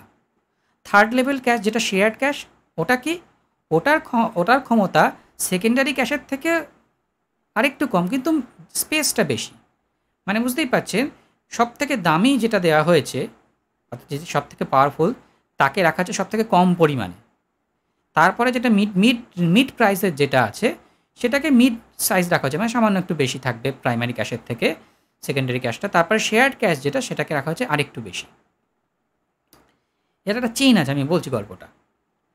এবারে কি হয়, এই যে ইন্ডিভিজুয়াল ফিজিক্যাল কোরের কথা বললাম, ডুয়েল কোর বলুন, কোয়াড কোর বলুন, 8 কোর বলুন, যাই হোক, এই প্রত্যেকটা কোরেই ইন্ডিভিজুয়ালি প্রাইমারি ক্যাশ রয়েছে। প্রত্যেকটা কোরের একটা করে ক্যাশ দেখবেন, হয়তো ওখানে লেখা থাকবে 32 MB ক্যাশ। আপনারা মনে হয় 32 MB মাত্র, দূর, কিন্তু এর কিন্তু বিরাট পাওয়ার। ঠিক আছে, তো 32 MB প্রাইমারি ক্যাশ। আচ্ছা, সেকেন্ডারি ক্যাশটাও তাই, মানে ইন্ডিভিজুয়াল কোরের মধ্যে থাকে।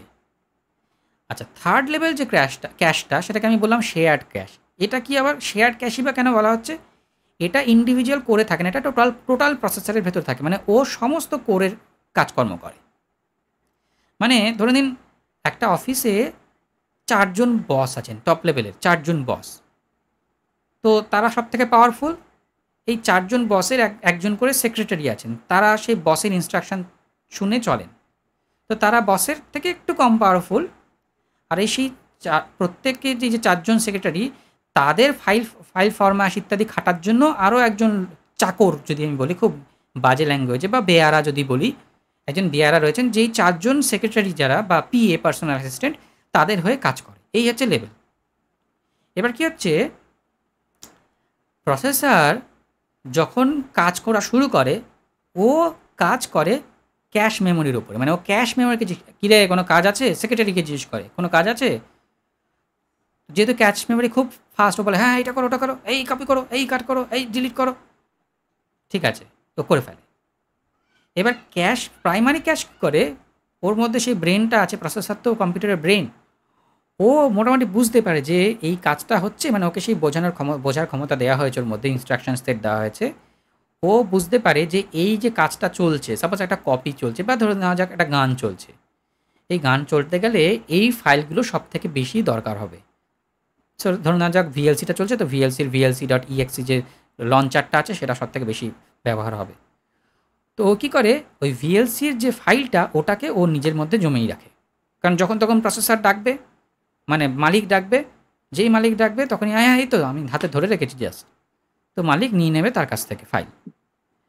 আচ্ছা, এবার সেকেন্ডারি ক্যাশ কী করে, যে ইনস্ট্রাকশানগুলো বা যে ফাইলগুলো প্রাইমারি ক্যাশ নিল না, অর্থাৎ প্রাইমারি ক্যাশ কী করেছে, সব থেকে দরকারি ফাইলগুলো নিয়ে নিচ্ছে, তারপরে যেগুলো টুকিটাকি কম দরকারি সেইগুলো রেখেছে সেকেন্ডারি ক্যাশ।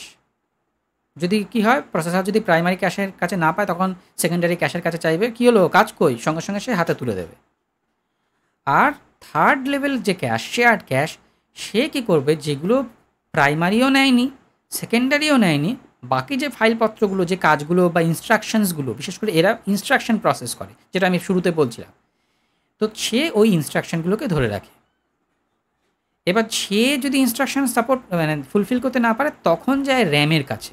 তাহলে দেখুন চেনটা কী হচ্ছে, মালিক প্রসেসর বলছে প্রাইমারি ক্যাশে কই কাজ দাও, প্রাইমারি ক্যাশ দরকারি জিনিসপত্র হাতে তুলে দিচ্ছে। যদি প্রাইমারি ক্যাশের কাছে না থাকছে সেকেন্ডারি ক্যাশ এগিয়ে এসে হাতে তুলে দিচ্ছে। যদি সেকেন্ডারি ক্যাশের কাছে না থাকছে তাহলে শেয়ার্ড ক্যাশ যে সে হাতে তুলে দিচ্ছে। যখন শেয়ার্ড ক্যাশের কাছে না থাকছে তখন র্যামের কাছ থেকে চাওয়া হচ্ছে। তো এই চেইনে কাজ চলছে, ইনস্ট্রাকশন আছে, র্যামে আসছে, র্যাম থেকে শেয়ার্ড ক্যাশ, শেয়ার ক্যাশ থেকে সেকেন্ডারি, সেকেন্ডারি থেকে প্রাইমারি, প্রাইমারি থেকে প্রসেসর, এই চেইনে কাজটা চলছে। এবং স্বাভাবিকভাবে প্রসেসরে ক্যাশ যত বেশি হবে তত প্রসেসরের প্রাইমারি ইনস্ট্রাকশন ধরে রাখার ক্ষমতা বেশি হবে এবং তত ফাস্ট সে কাজ করবে। এখন আমরা অনেক সময় দেখি মোবাইলে, যেরকম আমি অনেককে বলি গ্রুপে বা পার্সোনালি, যে আপনারা ফেসবুকের ক্যাশটা ক্লিয়ার করুন, বা ওয়েবসাইটে অনেক সময় দেখি অনেককে বলা হয় ক্যাশ ক্লিয়ার করুন। এবার এই ক্যাশটা আবার কি, এটাও তো একটা ক্যাশের কথা বলা হচ্ছে, তাহলে এই ক্যাশটা কি প্রসেসরে জমে না? এই ক্যাশটা হচ্ছে স্টোরেজ ক্যাশ। মানে ক্যাশ মানে হচ্ছে দরকারি জিনিসকে হাতে ধরে রাখা কাইন্ড অফ। অর্থাৎ ফেসবুক কী করছে, ফেসবুক বুঝছে যে সাপোজ আমি খুব ক্রিকেট খেলি বা ক্রিকেট খেলা নিয়ে খোঁজখবর রাখি, তো আমার ফ্রেন্ড লিস্টে যারা ক্রিকেট নিয়ে ছবি টবি দিয়েছে, সাউন্ড বল হাতে, হ্যাঁ কি গড়িয়ে মারলো তার একটা ভিডিও, এইসবগুলো যারা যারা দিচ্ছে সেই সমস্ত ভিডিও ফটোগুলো ও কী করে আগে থেকেই জমিয়ে রাখে আমাদের ইন্টারনাল মেমোরিতে বা আমাদের হার্ড ডিস্কে জমিয়ে রাখে। এবার স্বাভাবিকভাবেই ও তো জানে, যে ও তো দেখে রেখেছে, ইন্টেলিজেন্ট তো, যে আমি মাঝে মাঝে এই ক্রিকেট দিয়ে ব্লাইন্ড ক্রিকেট বা এই ক্রিকেট নিয়ে সার্চ করি, তো আমি যখনই সার্চ করলাম সঙ্গে সঙ্গে হাতে তুলে দিল, এই যে দেখো তোমার জন্য রেডি রয়েছে। মানে আর ইন্টারনেট থেকে ডাউনলোড করব সেই সময়টা নিল না, ও তার আগেই ধরিয়ে দিল আমার হাতে। তো যার জন্য আমাদের অ্যাক্সেসটা একটু ফাস্ট হয়। এবার মজার ব্যাপার হচ্ছে, তাহলে অ্যাক্সেস যখন ফাস্ট হয় তাহলে ক্যাশ ক্লিয়ার করতে বলি কেন? এখন প্রসেসর যে ক্যাশটা রাখে সেটা কিন্তু ডাইনামিক ক্যাশ, মানে সেই র্যামের মতোই, যেই কম্পিউটার বন্ধ করে দিলাম প্রসেসর বন্ধ হয়ে গেল, মানে ক্যাশও চলে গেল, ডিলিট হয়ে গেল। এখন স্টোরেজ ক্যাশ যেটা ফেসবুক রাখছে বা যেটা ব্রাউজার ক্যাশ যেটা, এগুলো তো থাকছে হার্ড ডিস্কে বা ইন্টারনাল মেমোরিতে বা মেমোরি কার্ডে। এইগুলো কিন্তু ডিলিট মানে অটোমেটিক্যালি ডিলিট হয় না, এগুলো ফেসবুক ইনস্ট্রাকশন দেবে ডিলিট করো, তাহলে সে ডিলিট করবে, তাছাড়া কিন্তু ডিলিট হবে না। এখন তার জন্য আমাদের কী করতে হয়, মাঝে মাঝে নিজে থেকেই এগিয়ে এসে ক্যাশগুলোকে ডিলিট করতে হয়। কারণ বেশি ক্যাশ জমে গেলে তখন আবার একটু স্টোরেজও ফুল হয়ে যায়, তারপর ফেসবুককেও তো ক্যাশের মধ্যে থেকে খুঁজতে হচ্ছে। আর স্বাভাবিকভাবে একটা প্রসেসরের যে ক্যাশ মেমোরি সে যতটা ফাস্ট, আমাদের স্টোরেজ তো ততটা ফাস্ট নয়। তো সেই কারণে আমরা বলি যে ক্যাশটাকে ক্লিয়ার করো। সুতরাং আপনারা যখন প্রসেসরে ক্যাশ মেমোরি দেখবেন তখন এটাই বুঝবেন যে ক্যাশ মেমোরি যত বেশি হচ্ছে তত আমি বেটার পারফরমেন্স পাবো। তো এই আজকের টপিকে আমি আলোচনা এখানে শেষ করছি। এখন আমি আপনাদের জন্য রাখছি, যদি আপনাদের কোনো আজকের টপিকে বা এই রিলেটেড টপিক কিছুতে যদি কোনো প্রশ্ন থাকে সেটা আপনারা করবেন, তারপরে আমরা শেষ করব।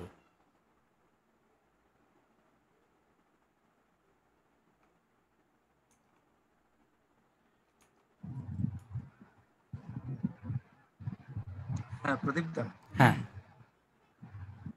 বলছি আমাদের তো ল্যাপটপের মধ্যে ডিভিডি ড্রাইভটা রয়েছে, তো সেই ক্ষেত্রে এসএসডি লাগাতে গেলে সেটা কি খোলা আবশ্যিক? এখন তোমার ল্যাপটপে যদি M2 পোর্ট থাকে তাহলে তুমি একটা M2 SSD লাগাতেই পারো, অথবা তোমার ল্যাপটপের হার্ড ডিস্কটাকে বাদ দিয়ে তুমি SSD লাগাতে পারো। যদি তা না চাও যে আমার হার্ড ডিস্কও থাকবে আর আমার M2 পোর্ট নেই অথচ আমি SSDও লাগাবো, তাহলে আনফর্চুনেটলি ডিভিডিটা বাদ দিতে হবে। এখন কেউ হার্ড ডিস্ক ফেলে বাদ দিলে কি এসএসডি ভালো কাজ করবে, মানে হার্ড ডিস্কের মতোই? হ্যাঁ, মানে ডিভিটা দেখো, এসএসডিটাকে তো একটা জায়গায় বসাতে হবে, এটা তো একটা ফিজিক্যাল জিনিস। সেটা বসানোর জন্য ল্যাপটপের ভেতরে তো এক্সট্রা স্পেস নেই, ডেস্কটপের ভেতরে যেরকম অনেক স্পেস আছে। ডিভিডিটা বাদ দেওয়ার উদ্দেশ্যই হচ্ছে যে ওই যে জায়গাটা পড়ে থাকলো ওই জায়গাটা থেকে এই জায়গাটাতে এসএসডিটাকে ঢুকিয়ে দেওয়া, ঠিক আছে? আর ল্যাপটপের ক্ষেত্রে কি দোকানে যেতেই হবে, মানে নিজে কখনো বা কাউকে দেখিয়ে কোনোভাবে করা যাবে না? দেখো, করা যাবে না এটা বলতে পারি না, নিশ্চয়ই চেষ্টা করলে করা যাবে, বাট যেহেতু একটু রিস্কি, তাই যেহেতু যদি আমার আইডিয়া খুব একটা না থাকে, যেহেতু ল্যাপটপ তো একটু সূক্ষ্ম জিনিস, সুতরাং আমার যদি ভালো আইডিয়া না থাকে তাহলে দোকানে যাওয়াটাই বেটার। এবার কেউ যদি পারে, কোনো অসুবিধা নেই, করতেই পারে। আমি কখনো ল্যাপটপ খুলে এসএসডি লাগাইনি, নাহলে হয়তো আমি বলতে পারতাম এইভাবে করে করতে হবে। আমার নিজের যেহেতু সেইভাবে অভিজ্ঞতা কম, তাই আমি বলছি না। তবে ওই আর কি, যেটা হয় সেটা হচ্ছে ডিভিডি ড্রাইভটাকে বাদ দিয়ে তার জায়গায় একটা কেজ লাগানো হয়, কারণ ডিভিডি ড্রাইভটা বাদ দেওয়া মানে ওই জায়গাটা তো ফাঁকা হয়ে গেল। এসএসডি তো আর ঢুকবে বেরোবে না, তো একটা জায়গায় ফিক্স থাকবে। এসএসডিটা যদি ঢুকিয়ে দিই, তাহলে ল্যাপটপের সাইডে যে ডিভিডি ড্রাইভের জন্য একটা সুন্দর কভার করা আছে, দেখতে ভালো লাগে, মানে অড লাগে না। তো তার জন্য কি হয়, একটা কেজ টাইপের বসানো হয়, ডিভিডি রাইটারের মতোই সাইজের একটা কেজ, তার মধ্যে এসএসডিটাকে বসিয়ে ভেতরে কানেক্ট করে দেওয়া হয়, সাটা কেবেলের মাধ্যমে কানেক্ট করে দেওয়া হয়। এই হচ্ছে বিষয়।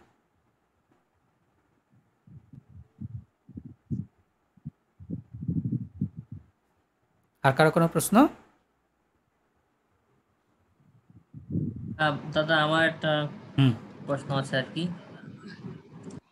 প্রশ্নটা হলো যে আমার ল্যাপটপে 2 GB গ্রাফিক্স কার্ড আছে। এখন আমি জানতে চাচ্ছি যে আমি এটার কার্যক্ষমতা কিরকম হচ্ছে, এটা কিভাবে জানবো যে কতটুকু এটা কাজ করছে বা পারফরমেন্স কতটুকু করছে? এখন গ্রাফিক্স কতটা কিভাবে কাজ করছে, মানে যেরকম আমি র্যাম প্রসেসর দেখতে পারি ইনভিডিয়া রিসোর্স মনিটর বা আমাদের টাস্ক ম্যানেজারে দেখায়, বা এবার টাস্ক ম্যানেজারে গ্রাফিক্সের পারফরমেন্সটা দেখায় কি না আমি খুব সত্যি কথা বলতে জানি না, মানে দেখিনি কখনো। তবে এটুকু বলতে পারি যে নর্মালি কাজ করার সময় গ্রাফিক্স ইউজই হয় না যতক্ষণ আমি, কারণ যেহেতু ল্যাপটপের নিজস্ব এবং ল্যাপটপের যে ডিসপ্লেটা ওটা বাই ডিফল্ট ইন্টারনাল গ্রাফিক্সের আন্ডারেই থাকে, ঠিক আছে? তো সেই কারণে নর্মালি গ্রাফিক্স কার্ড ইউজই হয় না। এখন আমি যদি স্ট্রিমিং করছি, যদি আমার গ্রাফিক্স কার্ডে স্ট্রিং ফ্যাসিলিটিস থাকে, তো সেগুলো পরবর্তীতে বলবো গ্রাফিক্স কার্ড নিয়ে আলোচনা করতে গেলে, তাহলে গ্রাফিক্স কার্ড ব্যবহার হবে, তা নাহলে নর্মালি ব্যবহার হবে না। বা আমি কোনো ভিডিও এডিটিং করছি তখন গ্রাফিক্সের কাজ হবে, বা হাই রেজলিউশন 4K ভিডিও দেখছি তখন আমার গ্রাফিক্স কার্ডে ব্যবহার হবে, তাছাড়া হবে না। তো দাদা আমার একটা কোশ্চেন ছিল। আমার যেহেতু এক্সট্রা মানে গ্রাফিক্স কার্ড লাগানো, তো সেক্ষেত্রে এটা কি এক্সট্রারও মানে ব্যাটারি বেশি কনজিউম করছে? না, এটা খুব ইন্টেলিজেন্ট অ্যাকচুয়ালি। যখন গ্রাফিক্স কার্ড ব্যবহার হচ্ছে তখন স্বাভাবিকভাবে সে বেশি ব্যাটারি কনজিউম করছে, কিন্তু ল্যাপটপগুলো এত ইন্টেলিজেন্ট হয়, মানে এখনকার কম্পিউটার, যে যখন দরকার না হয় তখন ব্যবহার করা হয় না তাদেরকে, তো যার ফলে খুব একটা সমস্যার কিছু নেই। এবার যখন ব্যবহার হচ্ছে তখন ডেফিনেটলি একটা এক্সট্রা কার্ড ব্যবহার হচ্ছে, মানে তাকে পাওয়ার দিতে হচ্ছে, তখন বেশি ব্যাটারি খাচ্ছে, কিন্তু যখন নর্মাল ব্যবহার হচ্ছে না তখন কোনো অসুবিধা নেই।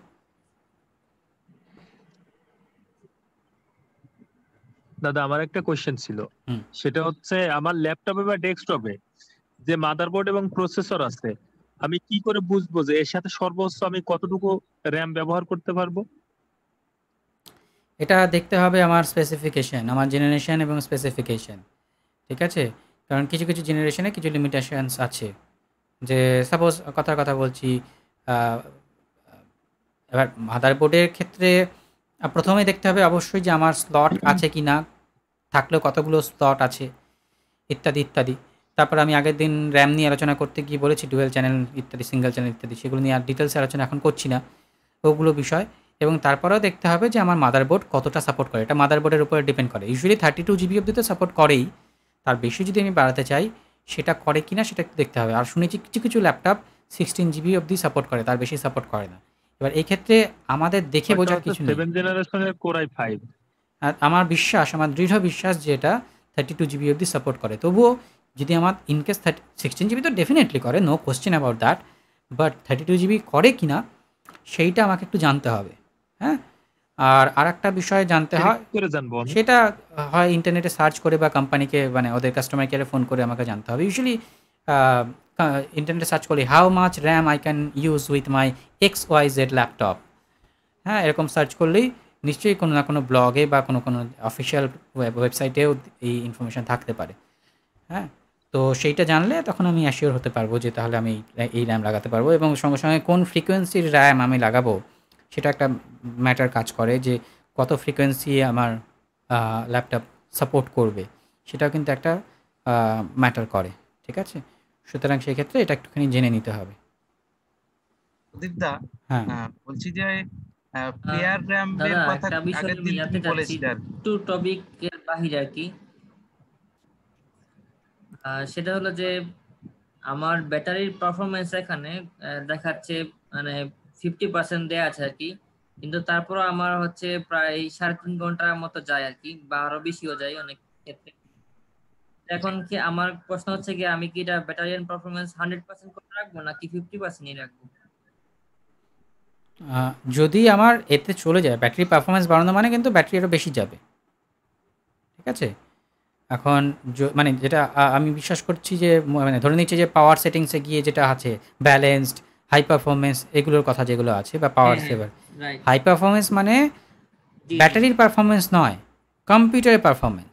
কম্পিউটার হাই পারফরমেন্স মোডে চলবে, এবার হাই পারফরমেন্স মোডে চলা মানেই কিন্তু ব্যাটারিও বেশি খাবে। যদি ব্যালেন্সটা রাখে তাহলে ব্যাটারিও মোটামুটি ব্যালেন্স ওয়েতে খেলো, মানে পারফরমেন্সটা ব্যালেন্স থাকলো, ব্যাটারিও ব্যালেন্স খাবে। আর যদি পাওয়ার সেভিংয়ে দিই তাহলে পারফরমেন্স কম পাওয়া যাবে, ব্যাটারিও কম পড়বে, এই হিসেবে চলবে আর কি। ফোনের একটা প্রশ্ন ছিল বোধহয়। হ্যাঁ, বলছিলাম যে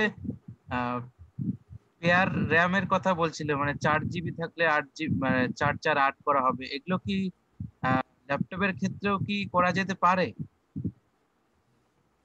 হ্যাঁ, ল্যাপটপের ক্ষেত্রেও করা যেতে পারে। একটু দেখে নিতে হবে যে আমার ডুয়েল চ্যানেল সাপোর্টেড কিনা। এখন বিষয় হচ্ছে যে আমি যদি সাপোজ আমার ডুয়েল চ্যানেল সাপোর্টেড নয়, আমি জানিও না বা কোনোভাবে জানতে পারিনি, আমি ডুয়েল চ্যানেল র্যাম কিনে ফেলেছি, তাতে করে কিন্তু কোনো সমস্যা নেই। মানে আমি ডুয়েল চ্যানেল বেনিফিটটা হয়তো পাবো না, কিন্তু আমার কিন্তু কোনো সমস্যা নেই। কিন্তু আমি যদি জানি যে ডুয়েল চ্যানেল সাপোর্ট করে কি করে না, এবং ডুয়েল চ্যানেলের আগেই বলছি যে ডুয়েল চ্যানেলের র্যামের একটু বেশি দাম হয় নর্মালের থেকে। তো যদি আমি জানি যে আমার ল্যাপটপ ডুয়েল চ্যানেল সাপোর্ট করে না, ইউজুয়ালি করে, এখনকার ল্যাপটপগুলো করে ইউজুয়ালি, যদি স্লট থাকে দুটো তাহলে করে, যদি স্লটই না থাকলে তাহলে তো ঠিক আছে বা, তো যদি স্লট থাকে তাহলে করে, যদি দেখি যে আমার করে না তাহলে আমি বেশি দামি র্যাম কেন কিনবো ডুয়েল চ্যানেল, তাহলে দুখানে আমি সিঙ্গেল পিস কিনবো, আমার কমে হয়ে যাবে। আর যদি দেখি যে ডুয়েল চ্যানেল সাপোর্ট করে তাহলে বেটার, ডুয়েল চ্যানেল কিনে সাপোর্ট করাবো ওটাকে। হ্যাঁ প্রদীপ, আমি প্রদীপদা বলছি। হ্যাঁ হ্যাঁ বলছি যে আমার দুটো কোশ্চেন আছে। একটা হচ্ছে যে আমি তো ডেস্কটপ ইউজ করি, তাই এতে মানে আমি কি প্রসেসর ইউজ করছি এটা কিভাবে বুঝতে পারবো? যে আমি তো ভুলেই গেলাম যে কিভাবে মানে কি কিনেছিলাম সেটা কিভাবে জানবো। আর 2 নাম্বার হচ্ছে যে আমি যখন প্রথমে সিপিইউটা সেট আপ হয়েছিল তখন কোনো নয়েজ হতো না, কিন্তু ইদানিং মানে যখন কম্পিউটার অন করছি তখন মিনিট 5-এর একটা খুব নয়েজ হচ্ছে আর কি, কিন্তু তারপরে আবার অ্যাজ ইউজুয়াল নর্মাল হয়ে যাচ্ছে। এটা কি প্রবলেম হতে পারে? আচ্ছা বেশ, প্রথমত হচ্ছে কি সিপিইউ ব্যবহার করছি এটা, সিপিইউ না প্রসেসর? হ্যাঁ প্রসেসর, এই প্রসেসরটাকে আমরা সিপিইউ বলছি। ঠিক আছে, এটা প্রসেসর, এটাই সিপিইউ, সেন্ট্রাল প্রসেসিং ইউনিট। ঠিক আছে, এবার সেটা কিছু সফটওয়্যার আছে যেগুলো দিয়ে জানা যায়। ঠিক আছে, যেমন CPU-Z বলে একটা আছে, স্পেক্সি বলে একটা আছে, সেখানে অনেক ডিটেলসে জানা যায়। একটা আছে যে আমি যে সিস্টেম সেটিংস যেটা আছে আমার সিস্টেম স্পেসিফিকেশান, সেখান থেকে দেখা যায়। বা আর একটা উপায় আছে, সেটা হচ্ছে আমি যদি স্টার্ট মেনুতে গিয়ে লিখি, আমি একটু জসটা দিচ্ছি। Leaving menus. Participants left paren. Slower. আমি আমাকে হয়তো দেখা যাবে না। Search box edit. আমি যদি এখানে সার্চ করি defragment and x dx see web result d i x d see web result a x dia c g x diag run command press right to switch preview. আমি লিখলাম DXDIA, যেটা start মেনুতে গিয়ে লিখতে পারি বা রানে গিয়েও লিখতে পারি। এন্টার যদি প্রেস করি, enter 9% DirectX diagnostic tool dialog. This tool reports detailed information about the DirectX components and drivers installed on your system. If you know what area is causing the problem, click the appropriate tab above. Otherwise, you can use the next page button below to visit each page in sequence. System information check for WHQL digital signatures checkbox checked. Alt+C. এখানে কিছু option পাবো, তার মধ্যে System tab. Help button. আমি tab press করে যাচ্ছি। Next page button. Save all information ... button. Alt+S. Save all information ... button. আমি এইটাই রেকমেন্ড করব করতে। এবার এটা যদি আমি স্পেস বার করি, Space. Save as dialog. File name colon edit combo. dxdiag.txt. Alt plus n. একটা টেক্সট ফাইল, একটা ফাইল নেম দিয়েছে বাই ডিফল্ট diag.txt, আমি অন্য কিছু নামে করতে পারি। এটা বাই ডিফল্ট ডকুমেন্টে সেভ হয়, তো আমি যদি এটা সেভ করে নিই, Enter. Save as dialog. Confirm save as dialog. dxdiag.txt already exists. Do you want to replace it? No button. আমি আগে একবার করেছিলাম, তো আমি ইয়েস করে দিচ্ছি, রিপ্লেস করছি। Yes button. Space. DirectX diagnostic tool dialog. This tool reports detail. ব্যাস, আমার এখানে কাজ শেষ। এবার এটা বন্ধ করে দিচ্ছি, Alt F4 প্রেস করে। Alt F4. Input search keyword find a participant. এবারে আমি ডকুমেন্টসে ঢুকছি। Windows D. D. Documents. Enter. Documents. এখানে আমার নিশ্চয়ই ফাইলটা রয়েছে, দেখি আমি খোঁজ করে। D. Z. Sorry, D. X. কোথায় গেল? Dpankar Roy. Delete.txt. কোথায় সেভ হলো? D. Dpankar X. নো, এখানে তো সেভ হয়নি ডকুমেন্টে। তাহলে আমার কেয়ারফুল হওয়া উচিত ছিল, কোথায় সেভ হচ্ছে দেখি নেওয়া উচিত Alt ছিল। F4. Input search keyword. আমি খুব কুইকলি দেখে নিচ্ছি। Search box at D. X. Defrag D. DXD. IA. XG. XDIA. Enter. DirectX diagnostic system. Help button. Next page button. Save all information. Space. Save as dialog. File name. Shell folder. CAD photos. 1 of 18. বুঝতে পেরেছি কোথায় save হয়েছে। Save all information. আমার download ফোল্ডারে save হয়েছে। Alt F4. Input search. Alt Control D. দেখি download ফোল্ডারটা check করি। Zoom. Zoom meet. Zoom. Zoom meeting. Input search. Windows D. Folder view list view. Dot D. Downloads. Enter. Downloads. Items view multi D. X. dxdiag.txt. Enter. dxdiag.t. Top dash dash dash. System information. Dash dash dash. আমি নোটপ্যাডে খুলেছি এটা txt ফাইলটা। Time of this report colon 9/14/2020. Machine name colon desktop dash POQBA1P. Machine ID colon left brace 6F. Operating system colon Windows 10 Pro 6. Language colon English. আমি left download করে regional করে setting. পড়ছি। System manufacturer colon Gigabyte Technology Company. System model colon Z490 AOR US Master. এই যে মাদারবোর্ডের model, যে system model বলছে, এটা হচ্ছে আমার মাদারবোর্ডের model number. BIOS colon F3 left paren type colon UEFI right paren. বায়োসের না ভার্সন এবং কি টাইপের বায়োসে সব বলছে। Processor colon Intel left paren R right paren core left paren TM right paren i7-10700 CPU at 2.90 GHz left paren 16 CPS right paren tilde 2.9 GHz. তাহলে এখানে আমি বুঝতে পারলাম আমার সিপিইউর নাম, ইন্টেলের কোন মডেল, আমার কতগুলো কোর, এই যে বললো 16 কোর, মানে 8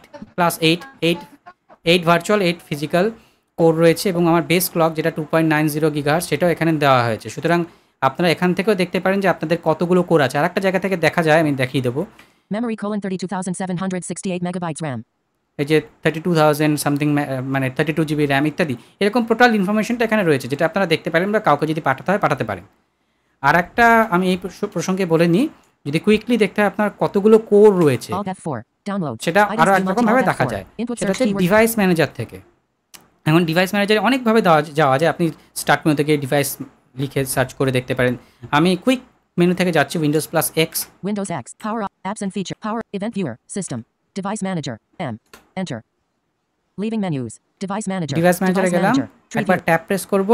Tree view. Desktop dash POQBA1. এবার আমি ডাউন অ্যারো প্রেস করে যাব, বা আমি ডাউন অ্যারো প্রেস করে যাই। Bluetooth closed. Computer closed. Disk drives closed. Display adapt. Firmware closed. Focusrite audio. Human interface. IDATA slash. Imaging device. Keyboards closed. Mice and other monitors closed. কোথায় Network আছে? adapters. 2. Intel left. 1. Network adapter. Network adapt. Portable devices. Processors closed. এই যে processor closed, আমি এটাকে রাইটারে করে open করছি। Processors opened. 16 items. এই যে বললো 16 আইটেম, তার মানে আমার 16 কোর। এই যে নাম্বারটা বলছে এটা কিন্তু আমার লজিক্যাল, মানে 8+8 আমাকে বুঝে নিতে হবে। 16 আইটেম মানে আমার 8খানা ফিজিক্যাল কোর্স আর 8খানা আমার logical course. 2. Intel left paren R right এবার এখানে paren সমস্ত প্রসেসর ইত্যাদি ইত্যাদি রয়েছে। সুতরাং আপনার প্রসেসর ডুয়েল কোর বা কতগুলো কি আছে কি না আছে সেটা আপনারা এখান থেকেও দেখতে পারেন। Alt F4. Input search keyword find a participant edit. ঠিক আছে, More options to manage all participants button drop down. আমি JAWS contact you. Oh. Sound. Windows. জজ বন্ধ করে দিলাম।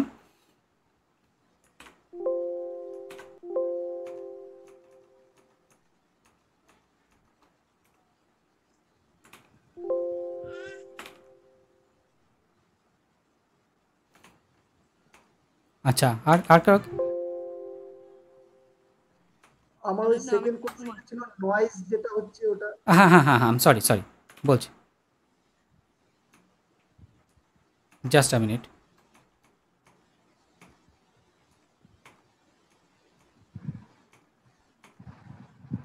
হ্যালো দাদা।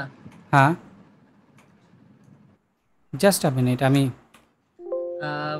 আমার মনে হয় আপনারা এখানে কোনো একটা বিষয়ে কাজ করছে, যার ফলে হচ্ছে মানে আপনার কথা ছাড়া অন্য সবার কথা মানে প্রতিধ্বনি হচ্ছে আমার এখানে। হ্যাঁ, এটা আমি প্রথমে বলেছি, এটা আজকে একটু হবে।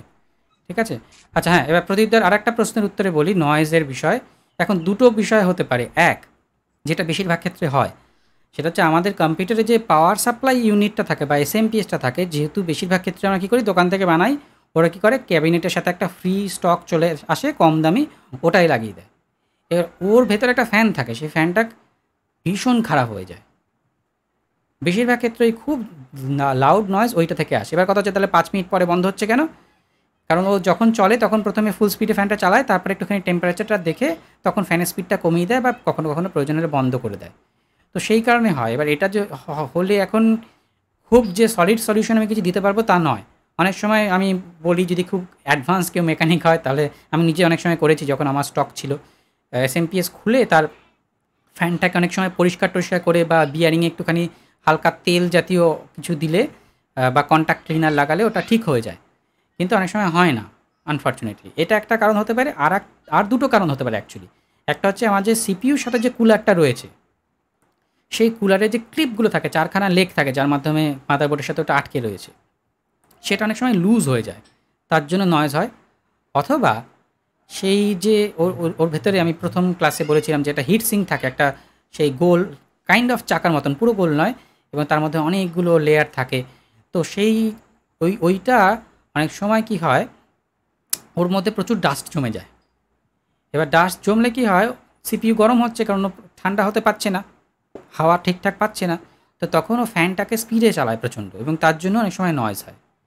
আবার অনেক সময় যেটা হয়, যেহেতু এগুলো স্টক ফ্যান মানে ফ্রিতে আসে, তার জন্য কোয়ালিটিও অনেক সময় ঠিকঠাক থাকে না, তো সেই কারণে হয়। সুতরাং প্রথমে দেখার বিষয় হচ্ছে নয়েজটা কোত্থেকে আসছে। যদি একটুখানি পেছন দিকটা, যেখানে আমার একদম কম্পিউটার পেছনে সিপিইউর পেছনে উপরে একটা ফ্যান আছে, সাধারণত কম দামি যে স্টক ক্যাবিনেটগুলো থাকে সেখানে উপরের দিকে থাকে, ঠিক তার পাশে একটা মোটা কেবল থাকে যেটা হচ্ছে আমার মেন পাওয়ার কেবল। ওই ফ্যানটার কাছে একটুখানি কান কাছাকাছি নিয়ে একটু দেখতে হবে যে আওয়াজটা কি ওই ফ্যান থেকে আসছে বলে মনে হয়। যদি ওটা থেকে আসে তাহলে এসএমপিএসের ইস্যু। বেটার হয় যদি আমি একটু বেটার এসএমপিএস কিনি, আর তা না হলে তো কিছু করার নেই, একটু নয়েজটা নিয়ে থাকতে হবে। এই হচ্ছে গল্প।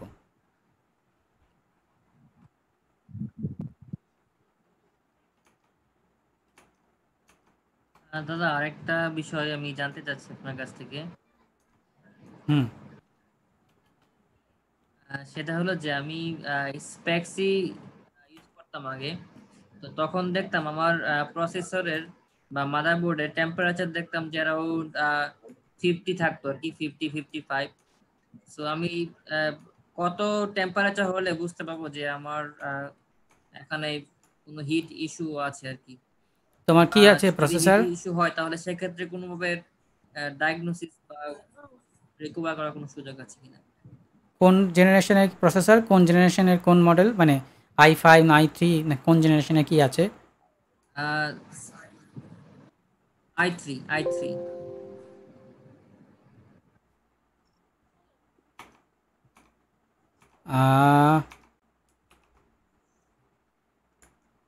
আমার মনে হয় যে i3 ক্ষেত্রে 50 ঠিক আছে, মানে 60-50 গেলে একটু সমস্যা, মানে 60 অ্যাভাব না হলেই ভালো। 60 অবধি ঠিক আছে আই বিলিভ i3-র ক্ষেত্রে।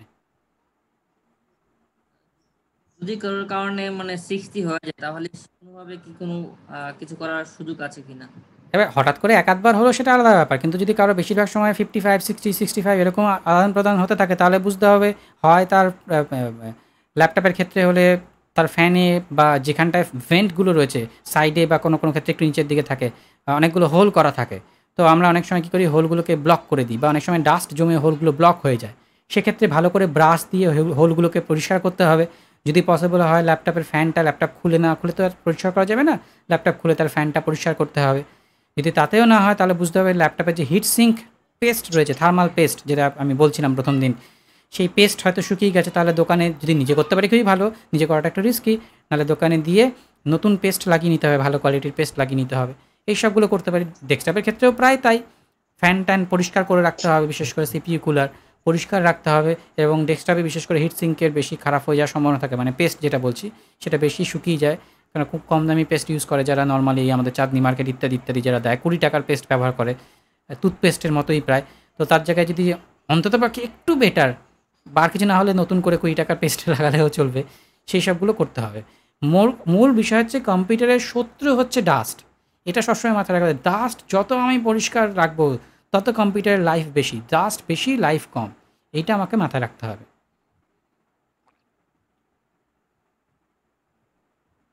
আমার একটা প্রশ্ন আছে, হ্যাঁ, সেটা হলো আমরা তো প্রসেসরে বুঝতে পারি যে এটা কোন জেনারেশন, আর মাদারবোর্ডে এটা কিভাবে বুঝতে পারবো যে এটা কোন জেনারেশন মাদারবোর্ড? মাদারবোর্ডের স্পেসিফিকেশনে ওর একটা ওটাকে বলে সকেট, সাপোজ এরকম লেখা থাকে LGA 775, LGA 115150। এখন যেরকম নতুন যেটা ইন্টেলের 10 জেনারেশনে সাপোর্ট করছে LGA 1200। তো এই সকেটগুলোর নাম্বার দেখতে হয়। বা আমি যদি সাপোর্ট করি যে which generation processor is supported in this motherboard, মানে মাদারবোর্ডের মডেল নাম্বার দিই, তাহলে আমি দেখতে পাবো। তবে ইউজুয়ালি যেরকম ডুয়েল কোর প্রসেসরে আমি বললাম যে 775 সাপোর্ট করে, এগুলো একটুখানি খোঁজখবর রাখলে জানতে পারবো। বা মাদারবোর্ডের ডেসক্রিপশনে অনেক সময় লেখা থাকে ইট সাপোর্টস ইন্টেল 10 জেনারেশন প্রসেসর ইত্যাদি ইত্যাদি। এবার যে মাদারবোর্ডে i3 সাপোর্ট করে সেটা i5ও সাপোর্ট করে, সেটা i7ও সাপোর্ট করে, i9ও সাপোর্ট করে। এবার অবভিয়াসলি আমি যদি খুব ভালো প্রসেসর নিতে চাই তাহলে চেষ্টা করব যে মাদারবোর্ডটাকেও একটু ভালো নেওয়ার জন্য। হ্যাঁ, কারণ 2000 টাকাতেও মাদারবোর্ড পাওয়া যায়, 40,000 টাকাতেও মাদারবোর্ড পাওয়া যায়। তো সেটা আমি আমার যতটা ভালো প্রসেসর নেব তাকে নিশ্চয়ই সেই হিসেবেই আমি সাপোর্ট দেবো। একটা মার্সিডিজ কিনে নিশ্চয়ই আমি জল কাদার মধ্যে ফেলে রাখবো না, সেই হিসেবে আমাকে চুজ করতে হবে। বলছি একটা এসএসডি ইন্ডিয়ান কারেন্সিতে প্রাইস কিরকম হতে পারে? কত জিবি? ওই তো 250 থেকে 500। 250 জিবি অন অ্যান্ড অ্যারাউন্ড 3000 টাকা, ভালো কিনলে 4-5 চলে যেতে। আমি SATA SSDর কথা বলছি, 3 থেকে 4,500 টাকা দাম SATA SSD। M2 হলে সেটা 3.5 থেকে 5-6ও চলে যেতে পারে। যদি স্যামসাংয়ের ইভো সিরিজ হয় সেটাতে দাম বেশি M2 হলে। তো মোটামুটি এরকম 256 জিবি মোটামুটি 3-3.5 এরকমের মধ্যে পাওয়া যায়।